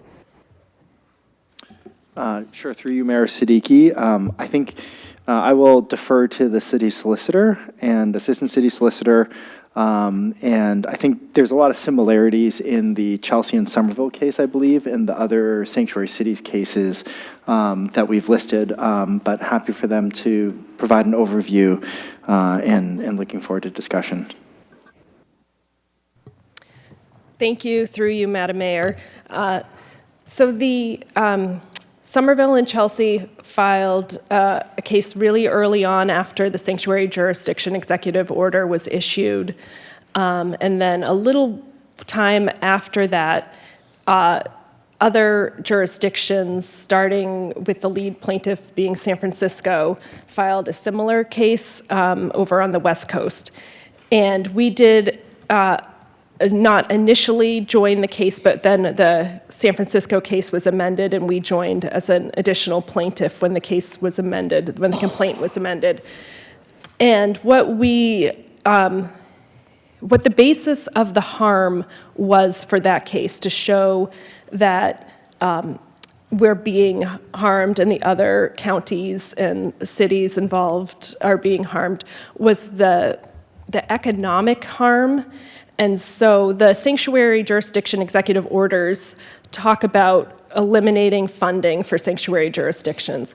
And so we worked with our finance team and actually with every department in the city that receives federal funding and did a really thorough analysis of all the funding that comes in. And before that case, finance had started working on making sure they had a clear picture of what our city federal funding looked like. But that really forced us to kick it into high gear and do a really thorough analysis of make sure we captured every department and all the federal funding. And that was what we submitted along with the other plaintiffs to show that that this was harm that would happen to the city. And it's not speculative, because just the fact that we are facing this possibility of our federal funding being cut off because of our sanctuary policies, there is uncertainty. There's, it's put into some turmoil of, how are we going to make up, if we even can make up for a loss of funding? Where would we cut funding? The difficulty in planning with that type of uncertainty is harm that's happening to the city presently. So that was the argument that we made to the court, and that the court found that we were showing sufficient harm for the court to issue an order. Chelsea and Somerville, unfortunately, they did not get a preliminary order in their favor, although their case is not over yet. And some of it may be because we were in different jurisdictions. Some of it may be that they filed so early that they hadn't, had the full amount of time to really think about how are we going to demonstrate this harm? What are the actual impacts that we're undergoing at this time? So we are continuing to work closely with all city departments, and particularly finance, on the federal funding picture. And additionally, as things develop, if there are other types of federal actions that are impacting the city, to be able to articulate that harm as well. Councilor Zubi? Yes, thank you for sharing a little bit more on that. On the King County versus Turner case related to housing and homelessness, how much do we have on the dollar amount for the continuum of care funding that we've secured? Thank you, through you, Madam Mayor. So I can speak generally in that we receive around $6 million in continuum of care funds. And so the King County case has an injunction in place that is ensuring that we get that $6 million. And then in our new additional continuum of care case that we've brought along with the National Alliance to End Homelessness, that's for the next fiscal year funding, and I think that's also around $6 million. Through you, Mayor Siddiqui, I think this has been, as you know, I think one of the challenges with the federal administration, where they're going after the funding in a lot of different angles, and then we're ending up in court on a number of different actions. King County was about the initial grant conditions that were being shared, which largely, if they were implemented, would have meant that HUD could disqualify us from, I think, both existing and future grants. And so that case, I think we essentially have an injunction on. The case that I was referencing that we're currently in the middle of litigating is regarding HUD having changed the continuum of care grant program, essentially moving the existing 90% protected funding year over year for permanent supportive housing to 30%, and then trying to move the other 70% of funding into new programs in an accelerated time frame that I think really was not plausible to develop new programs in. And so our court case on that front, with a number of other cities and states, is arguing a number of things, including the fact that the federal government didn't follow the appropriate process that they needed to, and a number of other things. So I think the total amount is $6.4 million. How that actually shakes out depends a little bit on how the court fully rules, whether there's a full injunction on the funding. I think one of the challenges that we are also facing from a legal perspective is the courts have a clear mechanism to stop actions from taking place, but I think it's not super easy for courts to order the federal government to do things proactively. And so as much as we ultimately are arguing in court that the existing program should stay in place and this coming year should look like last year, I think there's this challenge where the court is not necessarily used to saying, well, federal government, what you did is not legal, but what you must do now is do this program in this certain way. And so you could imagine HUD saying, for instance, well, okay, if we can't reduce the 90% to 30%, what if we reduced 90% to 40% or 50% or 60%? And I think that's where we're waiting to see how the court is going to rule. And Councilor Zubi? Yeah, through you, Madam Mayor. You mentioned a little bit about the conditions that HUD was trying to impose. Were there specifics to what they were trying to set those conditions on, whether it's things like DEI or otherwise? City Solicitor. Thank you, through you, Madam Mayor. Yes, they had, and I don't have them all at the tip of my fingers, but they had conditions about cooperating with immigration actions, prohibiting DEI initiatives, prohibiting programs or using funds for gender ideology, in the federal government's words. And an issue, why we felt that we needed to take some action is, we would argue that funds that are used to fight homelessness and that are being used to provide permanent supportive housing are not being used for immigration enforcement or gender ideology or diversity, equity, and inclusion initiatives. They're being used to house people. But the federal government's interpretation of those conditions, we know from things that have been said in the media, by the president, are broader and differ from our interpretations. And so the potential enforcement, if we interpret conditions differently than the federal government, is a reason that we felt we were compelled to take action to challenge those conditions. Councilor Zubi. Yeah, one last question before I yield to any of the other councilors, specifically on the State Council of Churches Rollins case related to SNAP. Do we have an idea on whether our food banks or other funding partners, organizations can absorb the differences if SNAP is ultimately cut, or do we have any contingency plans in place? Like we saw a test of that this past fall, and ideally, we'd want to be proactive about potential future setbacks on that. Sorry, could you just repeat the question through you, Mayor Siddiqui? Yes, I'm happy to. Related to the Rhode Island State Council of Churches v. Rollins case, are we prepared for possible setbacks if they decide to attack this again? In other words, can we absorb some of the differences if SNAP is cut again? Because that's what we saw happen this past November, and I'd want to make sure that we are taking steps to be proactive in case that were to happen again. Through you, Mayor Siddiqui, the challenge in terms of being able to commit to fully funding any potential deficit in the SNAP funding is just the scale of the funding. I think the other challenge is the uncertainty of some of the policy rollout that's been played. So I think there's both a scale challenge and an uncertainty challenge. So I think if you go back to that period when the government was shut down and all of this was happening, there was both a challenge where, the total monthly amount that is going out in federal benefits for SNAP is I think about $2 million a month within just the city of Cambridge for about 10,000 people who are on SNAP benefits.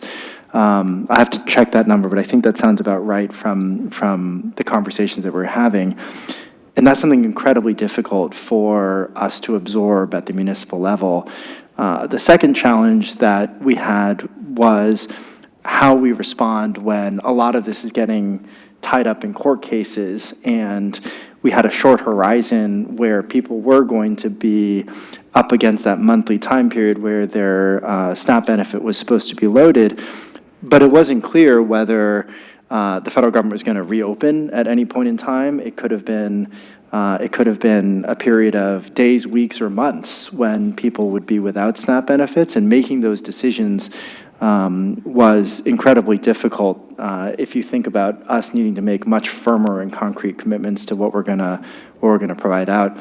Where we ended up landing is saying, even with that uncertainty, even with that scale challenge, as a city, we didn't feel like doing nothing was something that we could stomach. And so I'm really grateful for this council, for the quick action that we were able to take, for the partners that we had with the Cambridge Community Foundation, and There's an incredible amount of work on the ground with CEOC, the Cambridge Public Schools, the Housing Authority, our senior organizations, Somerville, Cambridge Elder Services. I think we would be in that similar situation where we may be navigating a lot of policy uncertainty. And then to the extent that there does come some resolution of a firm cut, I think we would be in conversation with the council and with our community about how much we could think about backfilling. I mean, I think that's ultimately a number of conversations that we are going to have as we come up against the FY27 budget, because there are other programs that we are concerned about in federal funding that will disappear. And in many ways, I think these court cases have allowed us to maintain the status quo for longer. That seems to be where the high continuum of care sort of funding stream is going to go in court, but we don't have certainty how long that would last. So even if we got, for instance, funding for FY27, I think it is very likely that we may end up in the same conversation as we come into fiscal year 28. Councilor Zubi? Yeah, through you, Madam Mayor. Yeah, I appreciate the update on that, and I think it's really important for us moving forward to really consider a robust contingency plan, considering that the federal administration isn't too thoughtful about the most vulnerable residents. I yield. Pleasure of the City Council. Any questions from the body? Councilor Nolan? Thank you.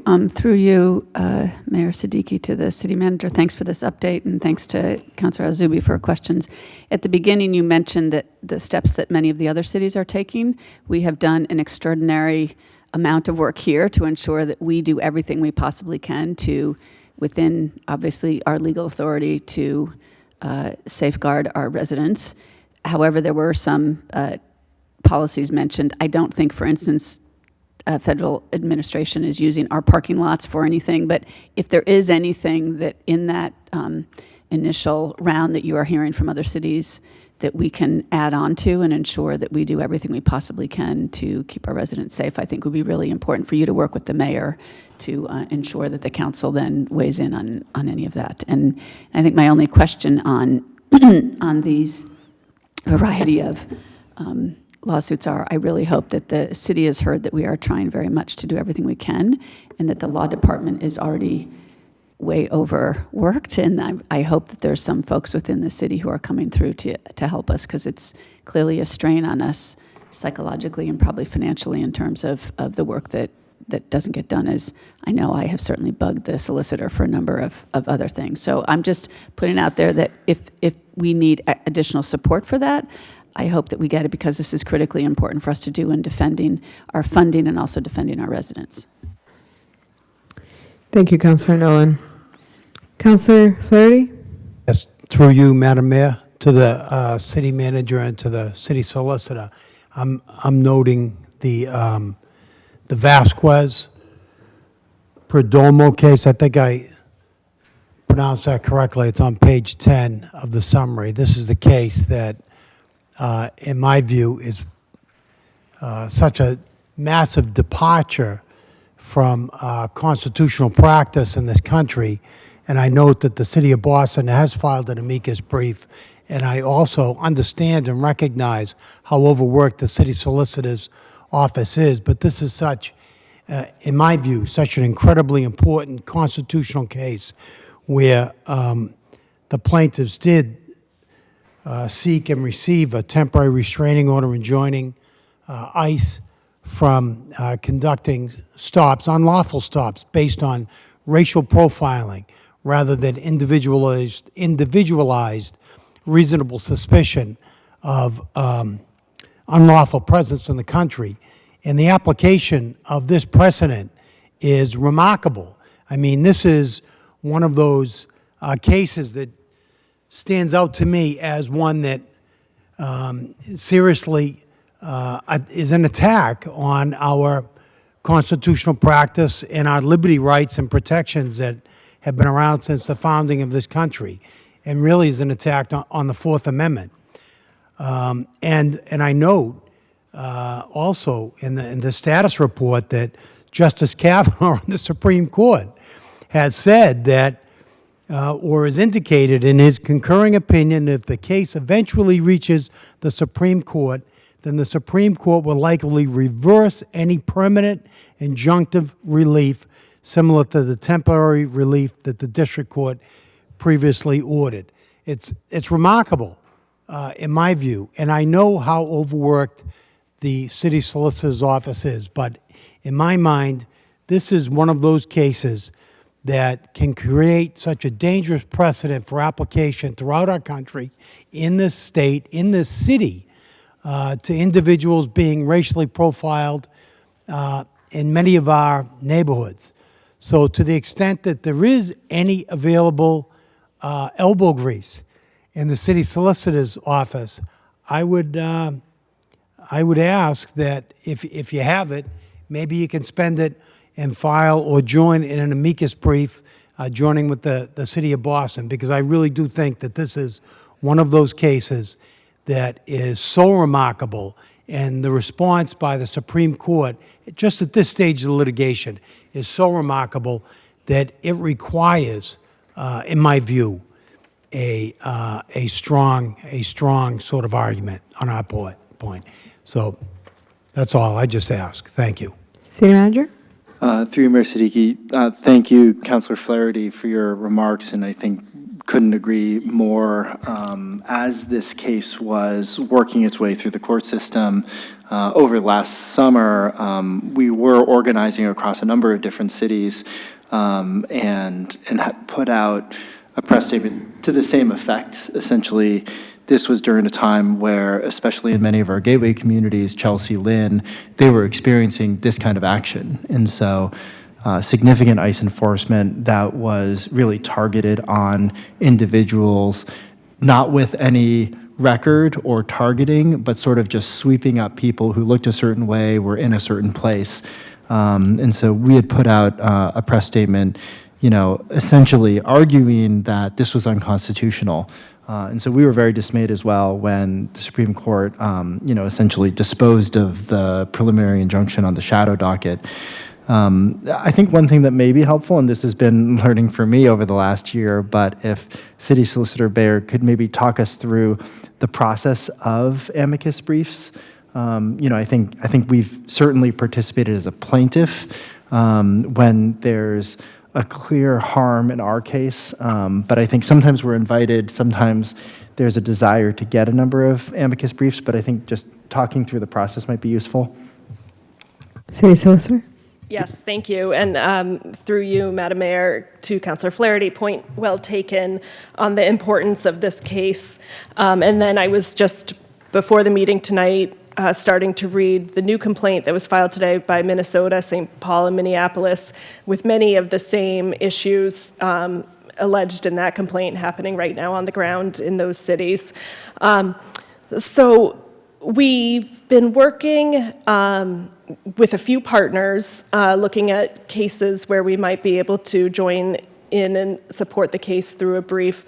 We've been in close connection with a number of other sanctuary jurisdiction cities here in the state and across the country through some of our municipal lawyers, bar associations.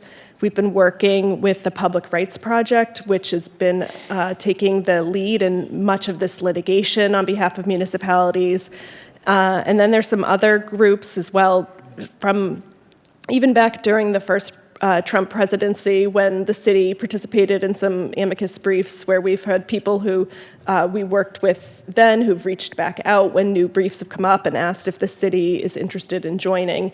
And then there have also been some issues where we haven't heard that anyone is in the process of working on a brief, but we've initiated briefs and we've partnered with some law firms to see that through. So it's been a little bit of both working our networks and taking initiative and primarily partnering with others who've done the lion's share of the writing of these briefs. And we're, I discuss any possible opportunities with the city manager before we sign on. We keep the council updated, sometimes through an additional email just to let you know of something that happened right away, or through this every other week litigation tracker update. And always happy to hear from the council if you're aware of a particular case and issue and want us to look at that and see about taking some more action. Councillor Flaherty? Through you, Madam Mayor. Thank you very much for that. And I should know for the record that I know exactly how much work it is to draft an amicus brief to the United States Supreme Court. It's overwhelming work. And I congratulate you for your efforts, and I congratulate you for seeking partners at large firms here in Boston, pro bono activities, maybe Harvard Law School or Boston College Law School, my alma mater, might be willing to work on this as well, and maybe we can work on developing networks to assist in these efforts. But this is the one. This case really is the one. This is the federal government, the United States Supreme Court, saying, in effect, that racial profiling is okay. I think we can all agree that it's not. And if we have a chance to fight on this one, maybe we should pick this fight. So, listen, thank you so much, and I appreciate it, Madam Mayor. Any further comments from my colleagues? Thank you to my colleagues who spoke on this, and certainly I'll follow up with City Manager's office based on the conversation to see if there's anything else we can do. But thank you for all the updates and the efforts around this. So on a motion by Councillor Al-Zubi to place City Manager agenda item number 1 on file, we'll do a roll call. Councillor El-Zubi. Yes. Yes. Vice Mayor Azim. Yes. Yes. Councillor Flaherty. Yes. Yes. Councillor McGovern. Yes. Councillor Nolan. Yes. Councillor Simmons. Yes. Yes. Councillor Sabrina Wheeler. Yes. Yes. Councillor Zusi. Yes. Yes. Mayor Siddiqui. Yes. Yes. And you have 9 members recorded in the affirmative. City Manager agenda item number 1 is placed on file. We'll go to City Manager agenda item number 2. This is a communication transmitted from Ian Huang, City Manager, relative to the appointment of the following members to the Police Review and Advisory Board. Councillor Simmons pulled this. Thank you, Madam Chair. Through you, the City Manager, first of all, I want to thank you for this missive on our Police Review and Advisory Board. Just a few things, so just to relieve you, it's not a criticism. As many of you know, the Police Review and Advisory Board was established in 1984, and one reason why I raise that is because in the description of the Police Review and Advisory Board, it doesn't speak to that, and I think it's an important thing to note. Why do we have this Police Review and Advisory Board? We have a couple of new members. We have people that are tuning in, and they have no idea. And so I just wanted to make a recommendation that there might be some small item that talks, a little historical backdrop to tell people, here's this Police Review and Advisory Board, we're appointing people to it, and then they can sort of refer back to why these people are being appointed, and then they look at their credentials. Let's talk a little bit about the credentials. There was a time when we would get who recommended members, and you would give us their resume.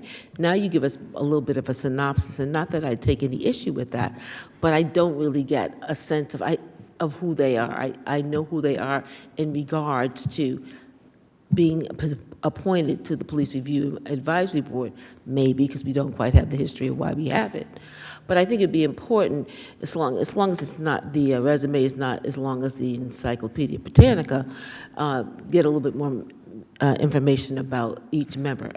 And then lastly, because having been around and know a little bit about the formation of the Police Review and Advisory Board, I did take note of all the expertise that the people have. And what I'm looking for is a little bit more balance in terms of just the ordinary citizen that might also be interested to have an option to serve, but they don't have, say, trauma-informed experience or a professional with decades experience of human services. I feel that we're moving, and it's not a bad thing, but it's almost exclusively toward highly educated, highly involved people with years of experience. And I'm looking for some folks that may not have as much experience, but would be able to give their times, their talents, and their intellect to the board if invited. So I'm looking for us through our community engagement efforts to, and I know we have the, whatever you call them, the community engagement team that go out to knock on doors and let people know what we're doing about various and sundry things, that we really go and look. Let's go to Ridge Towers. Let's go to Newtown Court. Let's go to Putnam Gardens. Let's go to Linwood Court. I am certain if there were people that knew that these opportunities were available, may not have 10, 15 years in human services, but have a lot of basic neighborhood knowledge, basic knowledge in areas that would just be as important to have present on the Police Review and Advisory Board. So I just wanted to mention that. I wanted us to look a little bit broader. I'm looking for a little bit more balance. I call it breed what we need. We talk about community engagement on all levels. So let's be more cognizant about who we bring on so it's not very skewed in one direction. And the last thing I'll say that, because if you do get someone who has a lot of what I call learned knowledge or community knowledge, sitting in a group of highly educated people, they may not come back because they'll feel, oh, I don't have the BA, I don't have the 5 years of experience in social services or crime prevention. So I just want us to be a little bit more cognizant so that we have a broad representation on our boards and commissions. Thank you, Madam Chair. I yield the floor. Thank you, Councilor Simmons. Any comment from city staff before we go to Councilor Nolan? Through you, Mayor Siddiqui, and good evening, councilors. I would just want to start by introducing myself. My name is Carolina Almonte. I serve as the Executive Secretary for the Police Review Advisory Board, and I also oversee the Human Rights Commission and the Commission on Immigrant Rights and Citizenship. And thank you, Councilor Simmons, for the questions, and I'm happy just to touch base on the new proposed appointments, and apologize for not including their resumes. But myself and the other 3 board members worked really hard to make sure that the pool of applicants was really representative of our community, which was pretty difficult because we pulled that off in December when everyone's enjoying time off. And really what we looked at is what is the vision of the board now that it's under new leadership, and we looked specifically for people that can help us with more community engagement, which is a big focal point right now, as well as being committed to training, which I'm trying to make consistent and across the board as we work closely with the Cambridge Police Department. So we felt that the 2 applicants that we wanted to move forward with appointments really are committed to that and fully understand the mission of PRAB. One is a longtime Cambridge resident, and the other is newer to Cambridge, but had what we found to be a pretty interesting experience. And it's difficult to find because we really were looking for candidates who, could find that kind of really neutrality in the space, which we understand is difficult, but we're really excited about these 2 applicants.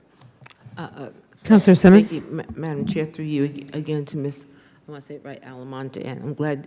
I thought a lot about sitting from that perch, having people's names, because I never know who was here, and even when I knew you, I didn't know you. So this is very helpful. I applaud the work that you do. I know you work overtime all the time and every time to try to make sure you have representation, and we tend to look for people that look like us or act like us or come from where we come from. And so all I'm suggesting is, in addition to the work that you already do, which I know is a lot and great, is how do we kind of do a grid to say who's not here? What type of person do we not have? And how that might round out the board and really grow out our community engagement. So again, this is not at all a slight to the work that you do, because I know you work really hard and you have your little cute baby at home you're trying to take care of. It's just how do we utilize other ways to get people that don't typically serve on these boards and commissions. So again, no criticism at all to the work that you do.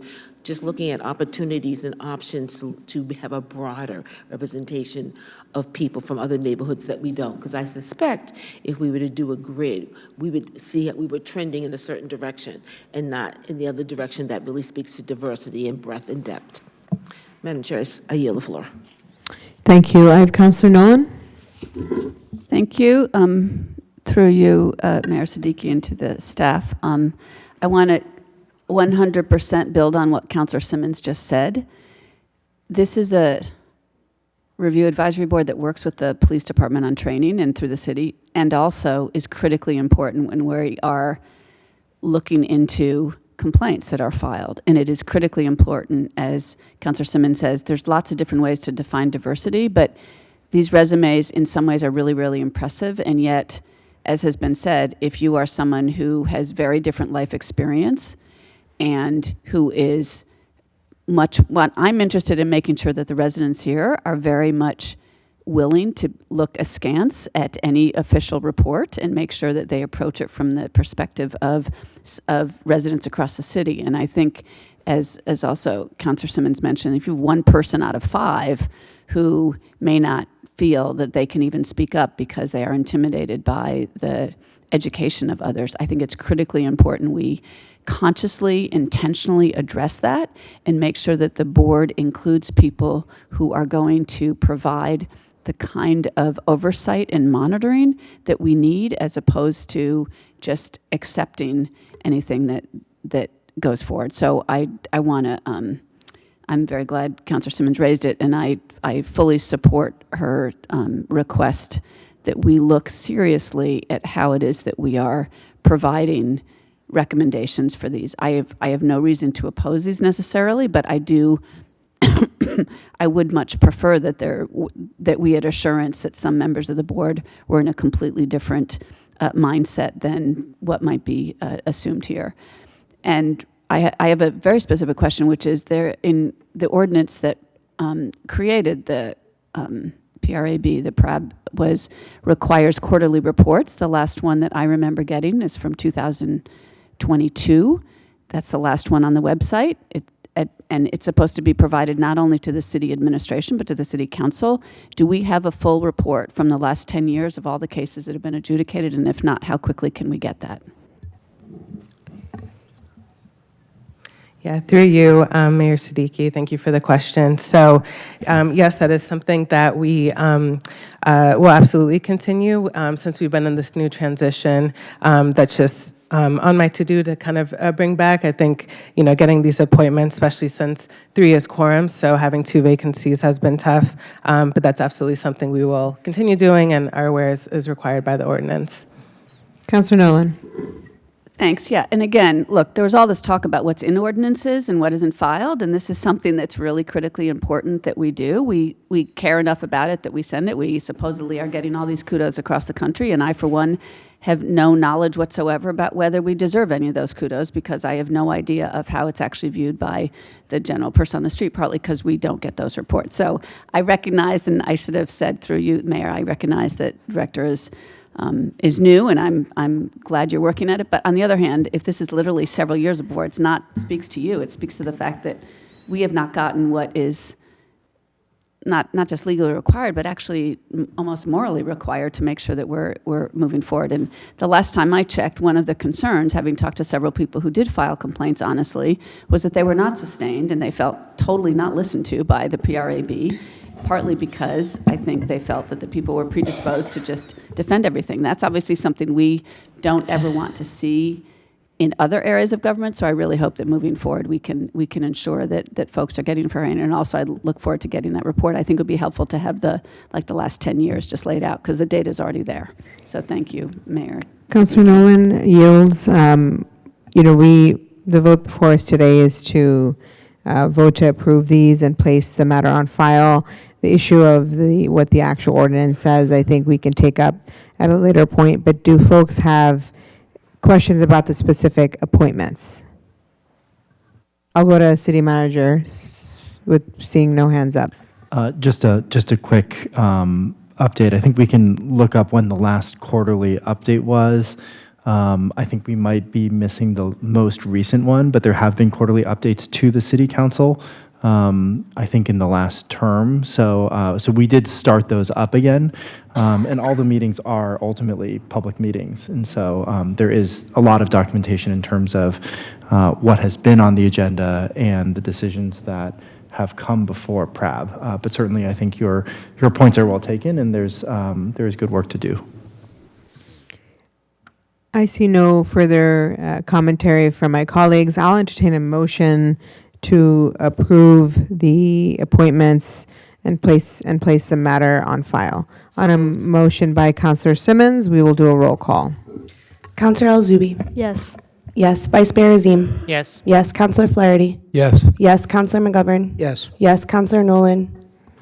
Yes. Councilor Simmons? Yes. Yes. Councilor Sabrina Wheeler? Yes. Yes. Councilor Zusi? Yes. Yes. Mayor Siddiqui? Yes. Yes. It's all 9 members voting yes. The 2 appointments are approved and the communication is placed on file. We'll move to City Manager Agenda Item Number 3. A communication transmitted from Ian Huang, City Manager, relative to the appointment of the following members to the Mid-Cambridge Neighborhood Conservation District Commission. Vice Mayor Azim, you have the floor. Thank you. Just a brief comment.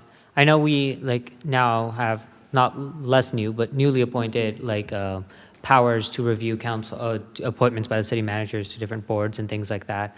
I just wanted to say that the only people I know on this are people who've given in public comment disagreeing with different housing initiatives that the city council has done, and I think that's fine.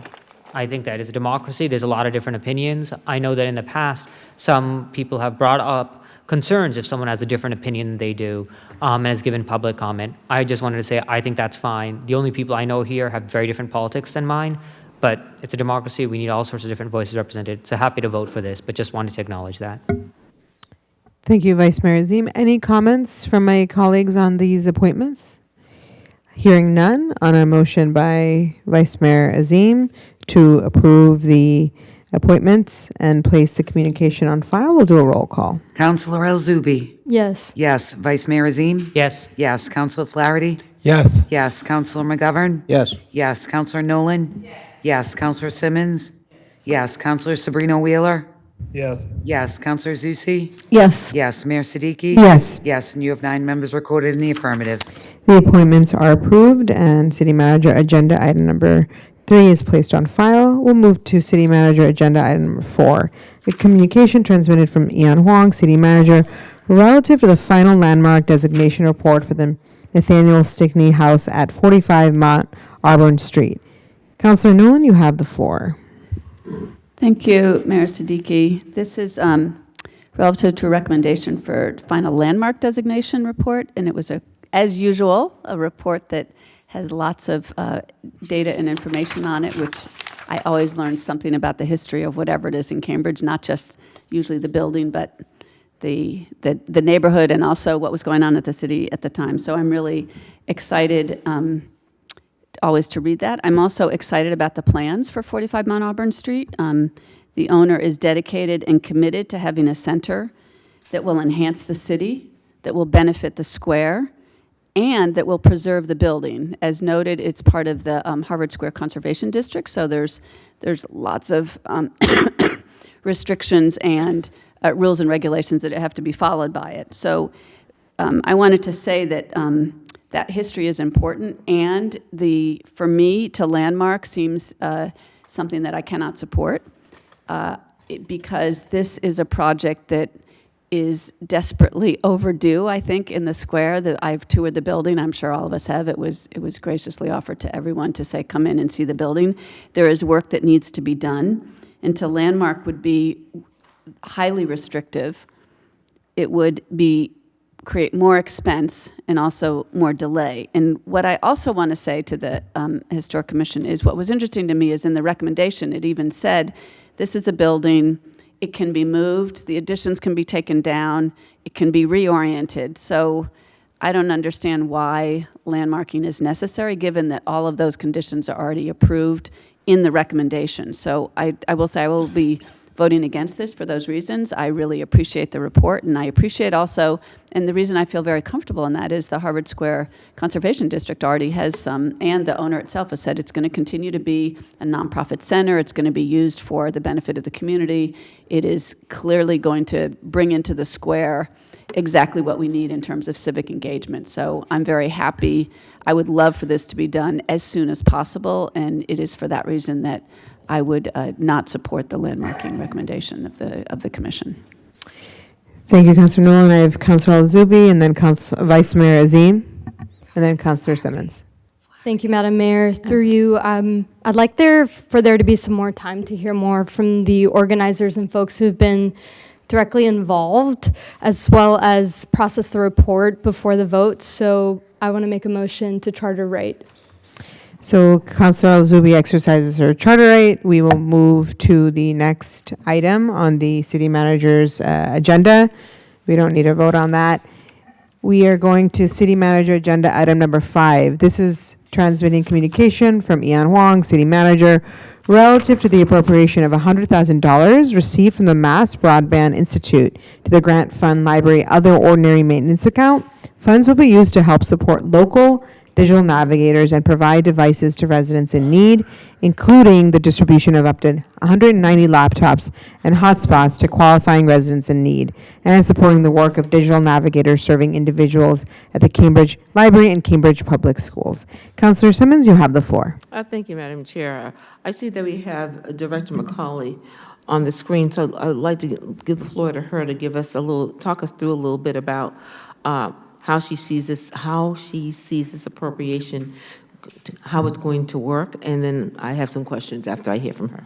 So I yield to Director McCauley. Thank you so much, and through you, Mayor Siddiqui. It's great to be here tonight to talk about our digital equity program and this grant. So one of the things that I've observed, I've been here for 9 years in Cambridge, directing the library, is that our commitment, the city's commitment to equity, innovation, and creative collaborations is quite special. And so one of the things I wanted to mention to start off is that the city's digital equity initiative is providing access to technology and learning opportunities. So it's both. It's the access to technology and the skills building opportunities, and that this has been a collaborative.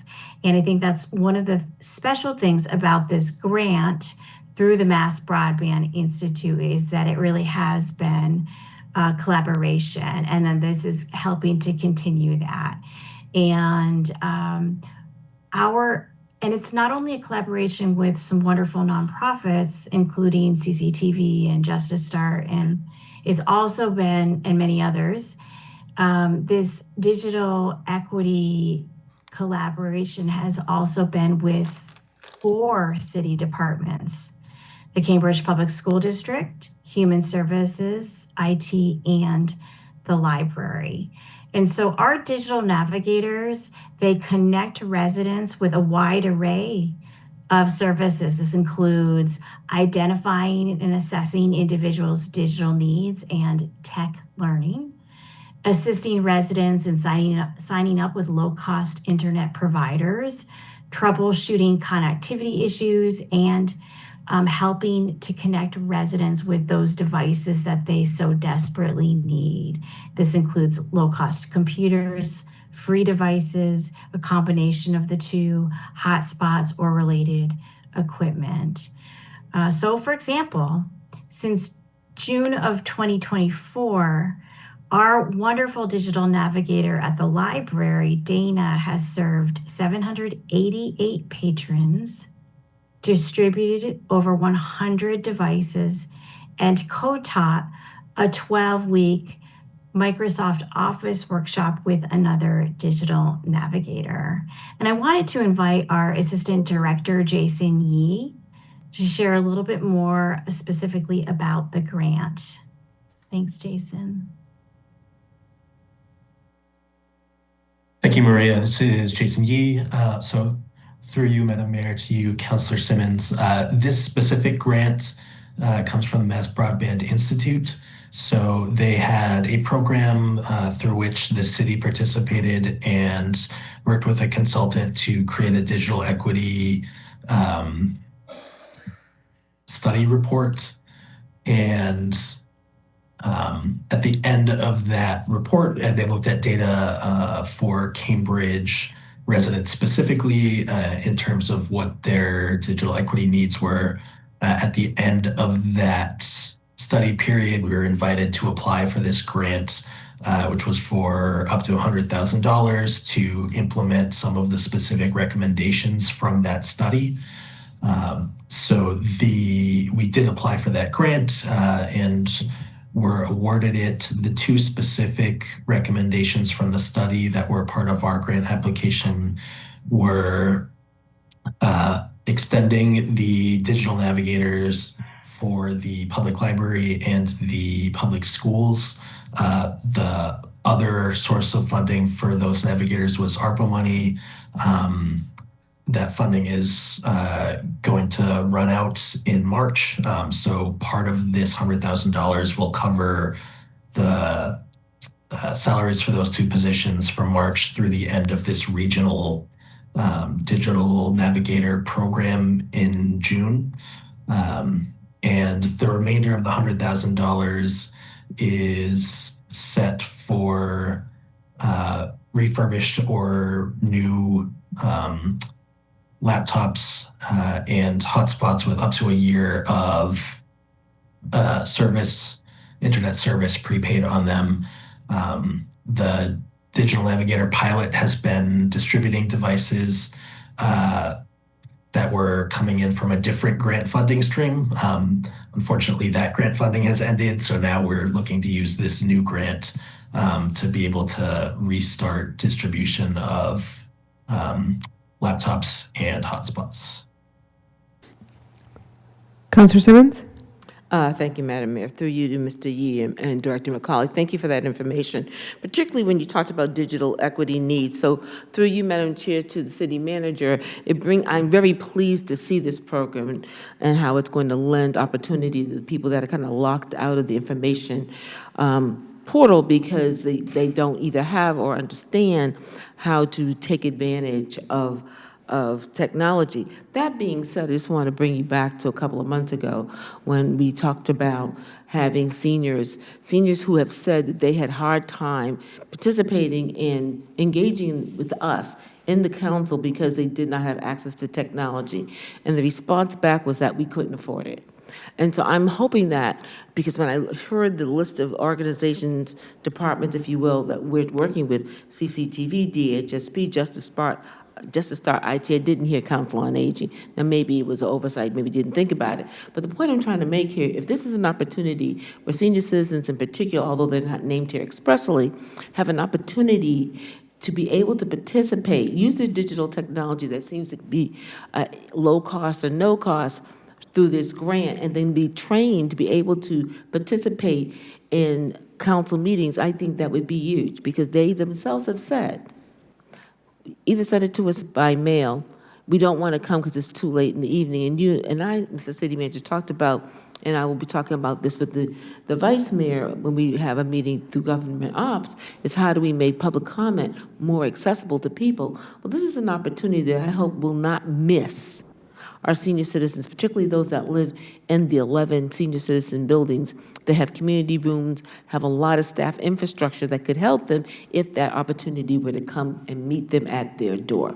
So I'm very pleased with this grant of money. I'm hoping, and I don't know if I address my concerns, needs, wants, and desires to Director McCauley, Mr. Yee, or to you, Mr. City Manager, or all of you, to say, as you're dispersing these funds in this program, that we look toward making sure that our senior citizens that live in buildings that want to participate and cannot, because they do not have digital access, we will look with an eye toward, yes, we can make that happen in those buildings. City Manager? You shook your head, so does that mean, I'm happy and can't wait? Through you, Mayor Siddiqui, I think absolutely. I think one of the big challenges I certainly hear from seniors, in addition to, to some of the challenges with accessing city council meetings, more and more we're seeing so much of life move away from mail, away from phones. If you want to pay your credit card, nowadays you cannot actually call in many cases. If you have a bill you need to pay, there's not a number that you can call, and oftentimes more and more when you do call that number, they will say, you must go online to pay your bill. And so I think the work that this grant is supporting is incredibly important. And certainly for seniors that are looking for assistance, we're excited to make sure that they know this is a resource, that they can access it, and a lot of the distribution of devices, laptops, hotspots. I think what you are saying, Councilor Simmons, absolutely, it's an opportunity for people who don't want to come in the evening to be able to sign on from their homes, just like everybody else is able to, and for us to also provide the digital navigators who can help people get set up, be trained, find the a little bit difficult to find link on our website. We're working on that one too, so that they actually can then navigate to public comment and speak and have their voices be heard. So I think you're right on. Councilor Simmons? Thank you, Madam Chair. Through you, the city manager, I'm going to hold you to that because I think it's important. And if when I'm not clear, maybe this is a question to Mr. Yee or Director McCauley, are we asking, particularly if it's senior citizens, to go to the library? Or are we sending those navigators to them where they are? Because I ask that for two reasons. One, you have critical mass of seniors in the building, particularly if they have, if it's inclement weather, if it's mobility issues. If we can send those digital navigators to them, that would be a big step in the right direction. Thank you, Madam Mayor. We do both, right? So we do service in our libraries, and I think that's important because we have 7 libraries that are open many hours of the week, I think over 330 hours per week. And so that's a wonderful service to people because a lot of times people know where their neighborhood library is, and so they support there. And we also send people out, for example, our digital navigators, and we will do that through this program. Thank you. Through you, Madam Mayor. Thank you, Director McCauley, because I was just, I believe Jason Yu is at the Central Square Library. Is he not? I have not been there in a few years, but yes, I did. I was. Well, come back. Yeah. Where I'm going with it is because 237 Franklin is adjacent to the 45 Pearl Street. I think that'd be a great place to even pilot, because when we talked about this earlier, 150 Erie and 237 Franklin were 2 buildings that were reasonably interested in doing that kind of thing. So if we're going to do a pilot using a portion of these digital navigators to give access to our seniors, that may be a good place to start. Sorry you're not there anymore, Jason, but wherever you are, I hope you're doing well. With that, Madam Chair, I yield the floor. Councilor Simmons yields. We'll go to Councilor Zuby. Yes, through you, Madam Mayor, just want to note that I strongly support this appropriation, and we've seen clearly that material conditions have major impacts on educational outcomes, and we know right now, especially in the age that we're in, that basic digital access shouldn't be a luxury. I just have one question. What is our outreach and application process to proactively connect with people and families in an equitable way going to look like? Dr. McCauley? Thank you so much. Through you, Madam Mayor. Jason, I'm going to hand that over to you. And just one of the mentions, in addition to the library's digital navigators, we also have partners with CHA and HRI, and they also have navigators that focus on seniors. So it's a team approach. And Jason, I don't know if you have any other details that you want to share about the program. Thanks. Sure. So this is the library and the public schools have their specific navigators, but they're part of a larger cohort of 7 navigators throughout organizations in the city. So Justice Start, Cambridge Housing Authority, HRI have navigators that have been focusing on their target audiences. So, folks that live in HRI buildings or CHA buildings. The navigator with the schools is primarily working with, families and youth.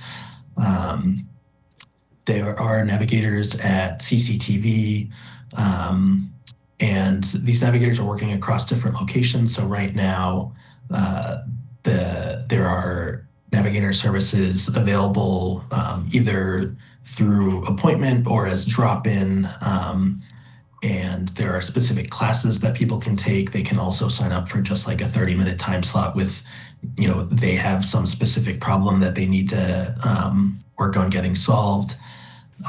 We do have those at the Central Square branch as well on a regular basis. And we're really working to make sure that we're getting the word out through the library, through the schools, through CCTV. Additionally, making sure that we are using the connections we already have in the library with our ESOL programs, with our social worker. So they're getting the word out to the folks that they're working with who are, learning a new language or taking one of our citizenship prep courses, or helping to access services through our social worker. We also have our librarian for older adults here at the main library, who does a lot of proactive outreach and work with seniors who are living in the city. So really relying on the fact that this broad spread of organizations all has an ability to reach certain segments of our residents, and helping to amplify each other's messages and hopefully hit as many folks as we can. Councilor Al-Zubi? Yeah, I just want to say thank you for this work that you all are doing, and I would really encourage, similar to what Councilor Simmons brought up, on meeting people where they're at as much as you can in this work, especially considering digital access and literacy can be tough to learn. So thank you for your work, and I yield. Councilor Zuzi? Yeah, thank you, Chair Siddiqui. Anyway, I also am thrilled that you have received this award for $100,000 to continue your services, and I also am a fan of Jason Yee from the Central Square Library, so it's great to see you up there on the big screen. And thank you for applying for this grant, I presume, and then receiving it and administering it. I had submitted a policy order in April 25 with Councilors Sabrina Wheeler, Nolan, and Azim, asking for an update overall about the city's digital access programs, and I had made the mistake. It was an early policy order. I didn't ask for a report back. So we never got a report back. So I may be resubmitting this policy order asking for a report back, because what I don't understand is, are you part of the solution? I mean, from the research we did, again, back in April 25, MIT, Google, Boston Properties, and the City of Cambridge, working with the Cambridge Housing Authority, had established a free Wi-Fi network at Newtown Court and Washington Elms. And then with ARPA funds, working with the CHA, we were providing internet to folks at the Frank J. Manning Apartments, Washington Elms, and the Newtown Court Apartments. And then the CHA also had a computer training program for senior residents at several CHA properties, including Manning, offering free Chromebooks funded by Google. So what I'm eager to understand better, and perhaps at a different time, are the city's broader efforts. What I'm eager to understand is how the good work that you're doing fits in with other efforts, because I agree with my fellow colleagues that providing digital access is absolutely essential today. So look for another policy order from me. Thank you. I yield. Any further questions about this appropriation, comments? Hearing none, on a motion by Councilor Simmons to do a roll call on the appropriation and place the communication on file. Roll call, please. Councilor El-Zubi? Yes. Yes. Vice Mayor Azim? Yes. Yes. Councilor Flaherty? Yes. Yes. Councilor McGovern? Yes. Yes. Councilor Nolan? Yes. Councilor Simmons? Yes. Yes. Councilor Sabrina Wheeler? Yes. Yes. Councilor Zusi? Yes. Yes. Mayor Siddiqui? Yes. Yes. And you have 9 members recorded in the affirmative. The appropriation is approved, and we have placed City Manager Agenda Item Number 5 on file. We are now on to policy orders. Pleasure of the City Council. Madam Chair, Councilor Simmons? I'd like to pull 1 through 4, please. Sorry, say that again? 1 through 4. Councilor Simmons is pulling 1, 2, 3, and 4. Pleasure of the... Number 5, please. Councilor Zusi pulls number 5. Seeing no one else, we will go ahead and do a roll call on policy order number 6. Counselor El Zubi. Yes. Yes. Vice Mayor Azim. Yes. Yes. Counselor Flaherty. Yes. Yes. Counselor McGovern. Yes. Yes. Counselor Nolan. Yes. Counselor Simmons. Yes. Yes. Counselor Sabrina Wheeler. Yes. Yes. Counselor Zusi. Yes. Yes. Mayor Siddiqui. Yes. Yes. And you have 9 members recorded in the affirmative. Policy order number 6 is adopted. We'll go to policy order number 1. This is that the city manager is requested to direct the appropriate city departments, including the Department of Transportation, to evaluate and install a series of speed humps along Fairweather Street, with particular attention to the stretch between Walnut Street and Field Street. This was filed by Councilor Simmons, Councilor Flaherty, and Councilor McGovern. Councilor Simmons, you have the floor. Thank you, Madam Chair. First of all, I want to acknowledge and thank my colleagues, Councilor Flaherty and Councilor McGovern, for signing on to this policy order. We have done a wonderful job and worked really hard to pedestrianize our neighborhoods, particularly on the Fairweather Street area. But there still remain some concerns about safety. And as you turn your attention to the first 2 whereases, which is residents along Fairweather Street, particularly near the intersection with Walnut Street and Field Street and adjacent to St. Peter's Field and New Park, have raised longstanding concerns about vehicles accelerating and traveling at excessive speeds. And it goes further on to say, Fairweather Street experiences conditions that heighten pedestrian risk, including parked vehicles on both sides of the street, limited sight lines at intersections, and frequent use of children and families and elderly citizens accessing the nearby parks. And so this policy order is asking, as it says in the order, that the city manager include or speak with the Department of Transportation and other appropriate city departments to evaluate the situation, and it should say, with a view toward installing speed humps. I don't know why they call them humps instead of bumps, but anyway, along Fairweather Street. So I just wanted to, again, I wanted to acknowledge and thank my colleagues for signing on to see, because they as well have the same concerns about people saying, we don't feel that it's safe. Can someone from the city come and look at this with the view toward mitigating the traffic? And this is what this seeks to do. So with that, I'm going to yield the floor, and ask if my colleagues, Councilor Flaherty or Councilor McGovern, would like to speak to this. I yield. Councilor Flaherty? Well, I'd like to second that. Yes, Madam Mayor, through you, I'd like to second everything that Councilor Simmons says about this. There are a lot of children in the neighborhood. It is a needed improvement, and I think safety concerns are front of mind for me in all of this. So I think it's an improvement that we should have speed humps along Fairweather Street. Thank you. Yield the floor. Councilor Nolan? Thank you. I think this is important for us to look at across the city. I do wonder if this ordered is to evaluate and install, and I know that the Transportation Department and DPW have been working to install speed humps across the entire city. So I don't know if how this fits in with the priorities or how those others were determined, or whether this has been talked about. It certainly, I think the reason this is highlighted is this is quite near a park, near Danahy Park and St. Peter's Field, where there's a lot more traffic than maybe on an average street. But so many of these conditions probably apply to every single residential street across the city. So I'm happy to support this, and yet I also want to make sure that we're working in conjunction with the city to ensure that it is done in a way that it's evaluated and then installed along with the priorities that are set by us studying what it is that is most needed.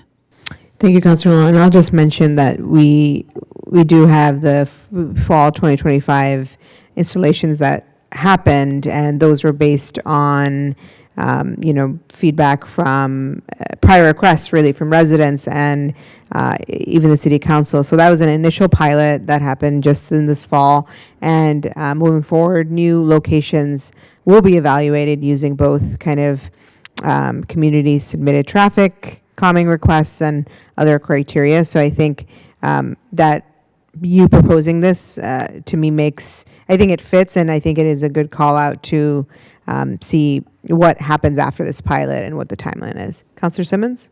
Thank you, Madam Mayor, thank you for that. First of all, let me just acknowledge my colleague, Councilor Nolan, in her support and your added information relative to what we're looking at. Maybe this will help, maybe bring this to top of the list as they're looking at it. So I'm hoping that my colleagues will support it. Again, I don't know if Councilman McGovern wants to speak to it, but it's really what we know we want to do, particularly because this is in the area of St. Peter's Field and New Park. We want to make sure our families can fully utilize the amenities of our parks by getting there safely, whether their child is supervised or not. So again, I'm hoping that this goes forward. It speaks to what we've already said implicitly and explicitly, that we want to be able to have pedestrianize our city to the degree that people can travel safely. I yield the floor. I do not see further hands up, so we can go ahead and adopt the order and do a roll call. Counselor El-Zubi. Yes. Yes. Vice Mayor Azim. Yes. Yes. Counselor Flaherty. Yes. Yes. Counselor McGovern. Yes. Yes. Counselor Nolan. Yes. Counselor Simmons. Yes. Yes. Counselor Sabrina Wheeler.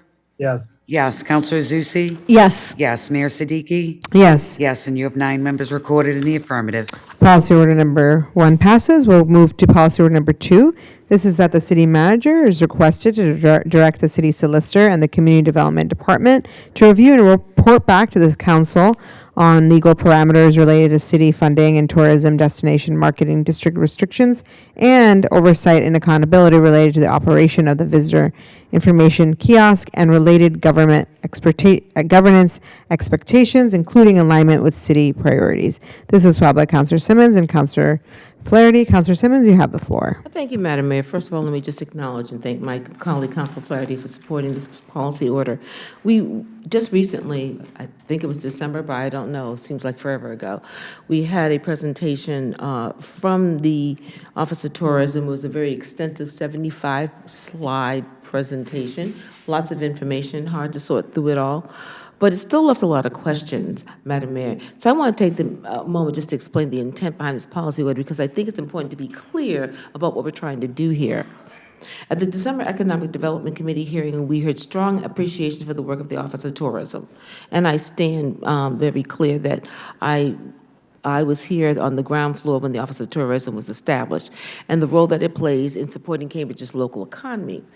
What we also heard from councils and stakeholders alike was a shared sense that our tourism efforts could benefit from clearer coordination, more consistent communication, and a more structured way of aligning goals across city departments, business associations, commercial districts, and our tourism partners. Cambridge is facing real economic pressures. You don't have to go very far to see what's going on in our city. And in some ways, I feel like when it comes to tourism and economic development, we're beginning to lose ground, particularly in our commercial areas. Increasing foot traffic and supporting neighborhood businesses matters more than ever. Tourism promotion is one important tool in that effort, but it works best when everyone's involved in operating with shared expectation and regular channels for collaboration. So this policy order is intended to help create that structure. It calls for a standing coordination group, clearer information sharing, a better understanding of existing legal constraints, and regular reporting back to the council so that we can see what's working, what's challenging, and where adjustments might be helpful. So for me, the goal is about alignment, not enforcement, collaboration, not confrontation. By strengthening how we work together, we can strengthen the impact of the work that's already happening and ultimately better support the local businesses and neighborhoods that make Cambridge such a vibrant place. With that, I yield the floor. Thank you, Councilor Simmons. We will go to Councilor Zusi. Thank you, Chair Siddiqui. I think there's some concerns about the kiosk, but I just wanted to, again, the meeting we had December 16th of the Economic Development Committee was really a great meeting, and we talked about the need for the Department of Tourism to produce an annual report, that business associations should be invited to join the board. We talked about, I suggested that the business association should receive grants from the Office of Tourism from their TDMD funds. And it was clear that there needed to be greater transparency, better communication, and more collaboration between city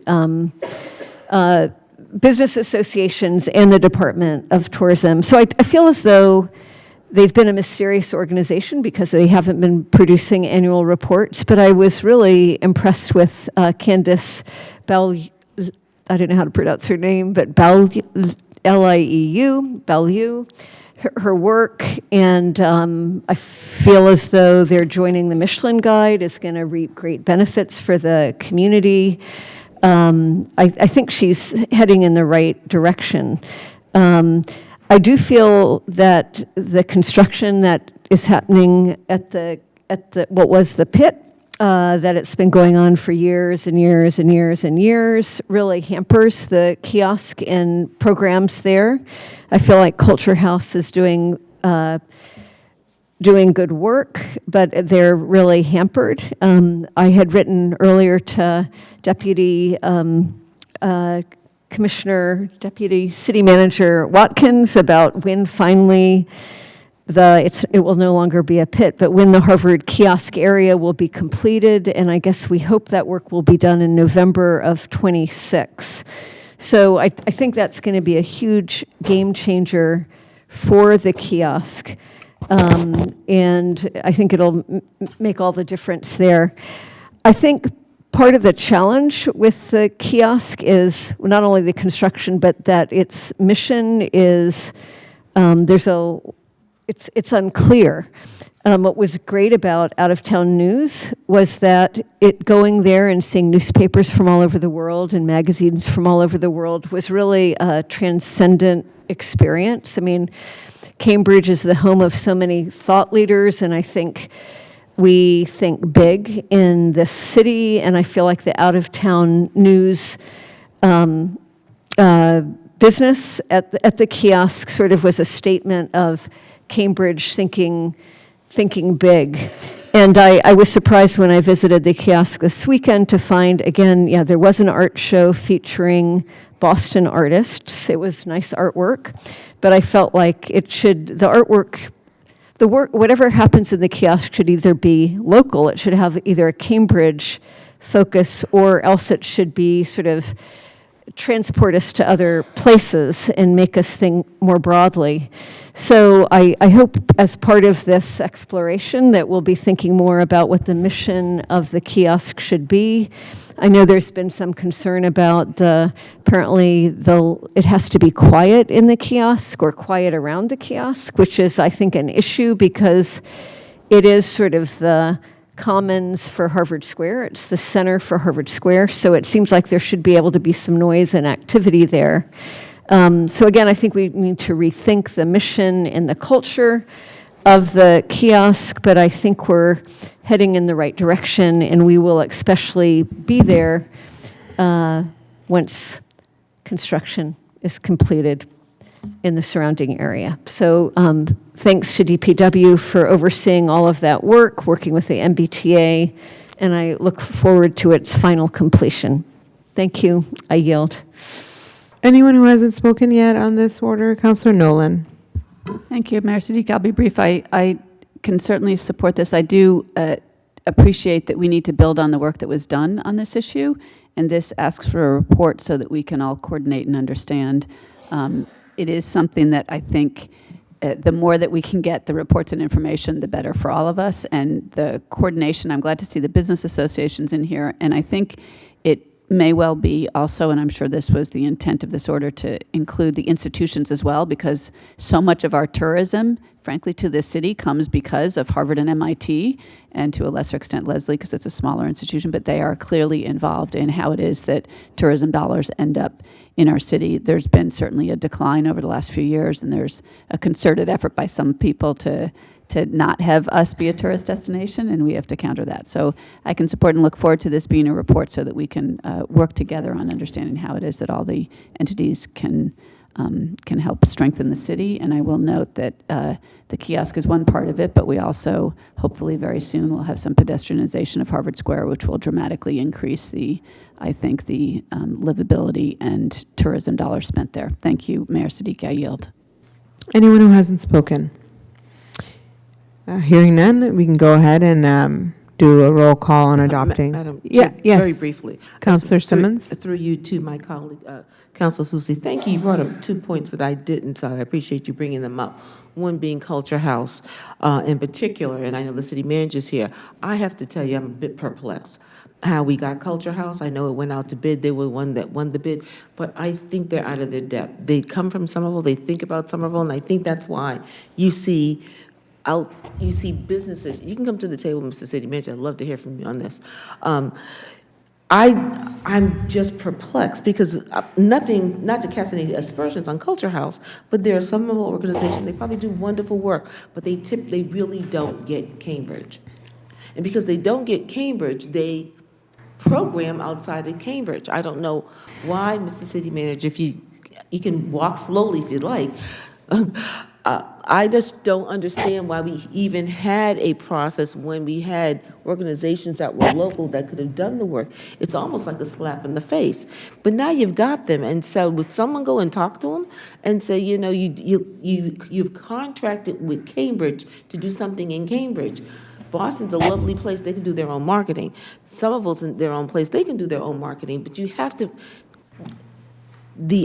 you watch a movie from 1955 and you'll see the out-of-town ticket agency. It has a history, it has a culture, it is an icon, it is a landmark, and I am just perplexed.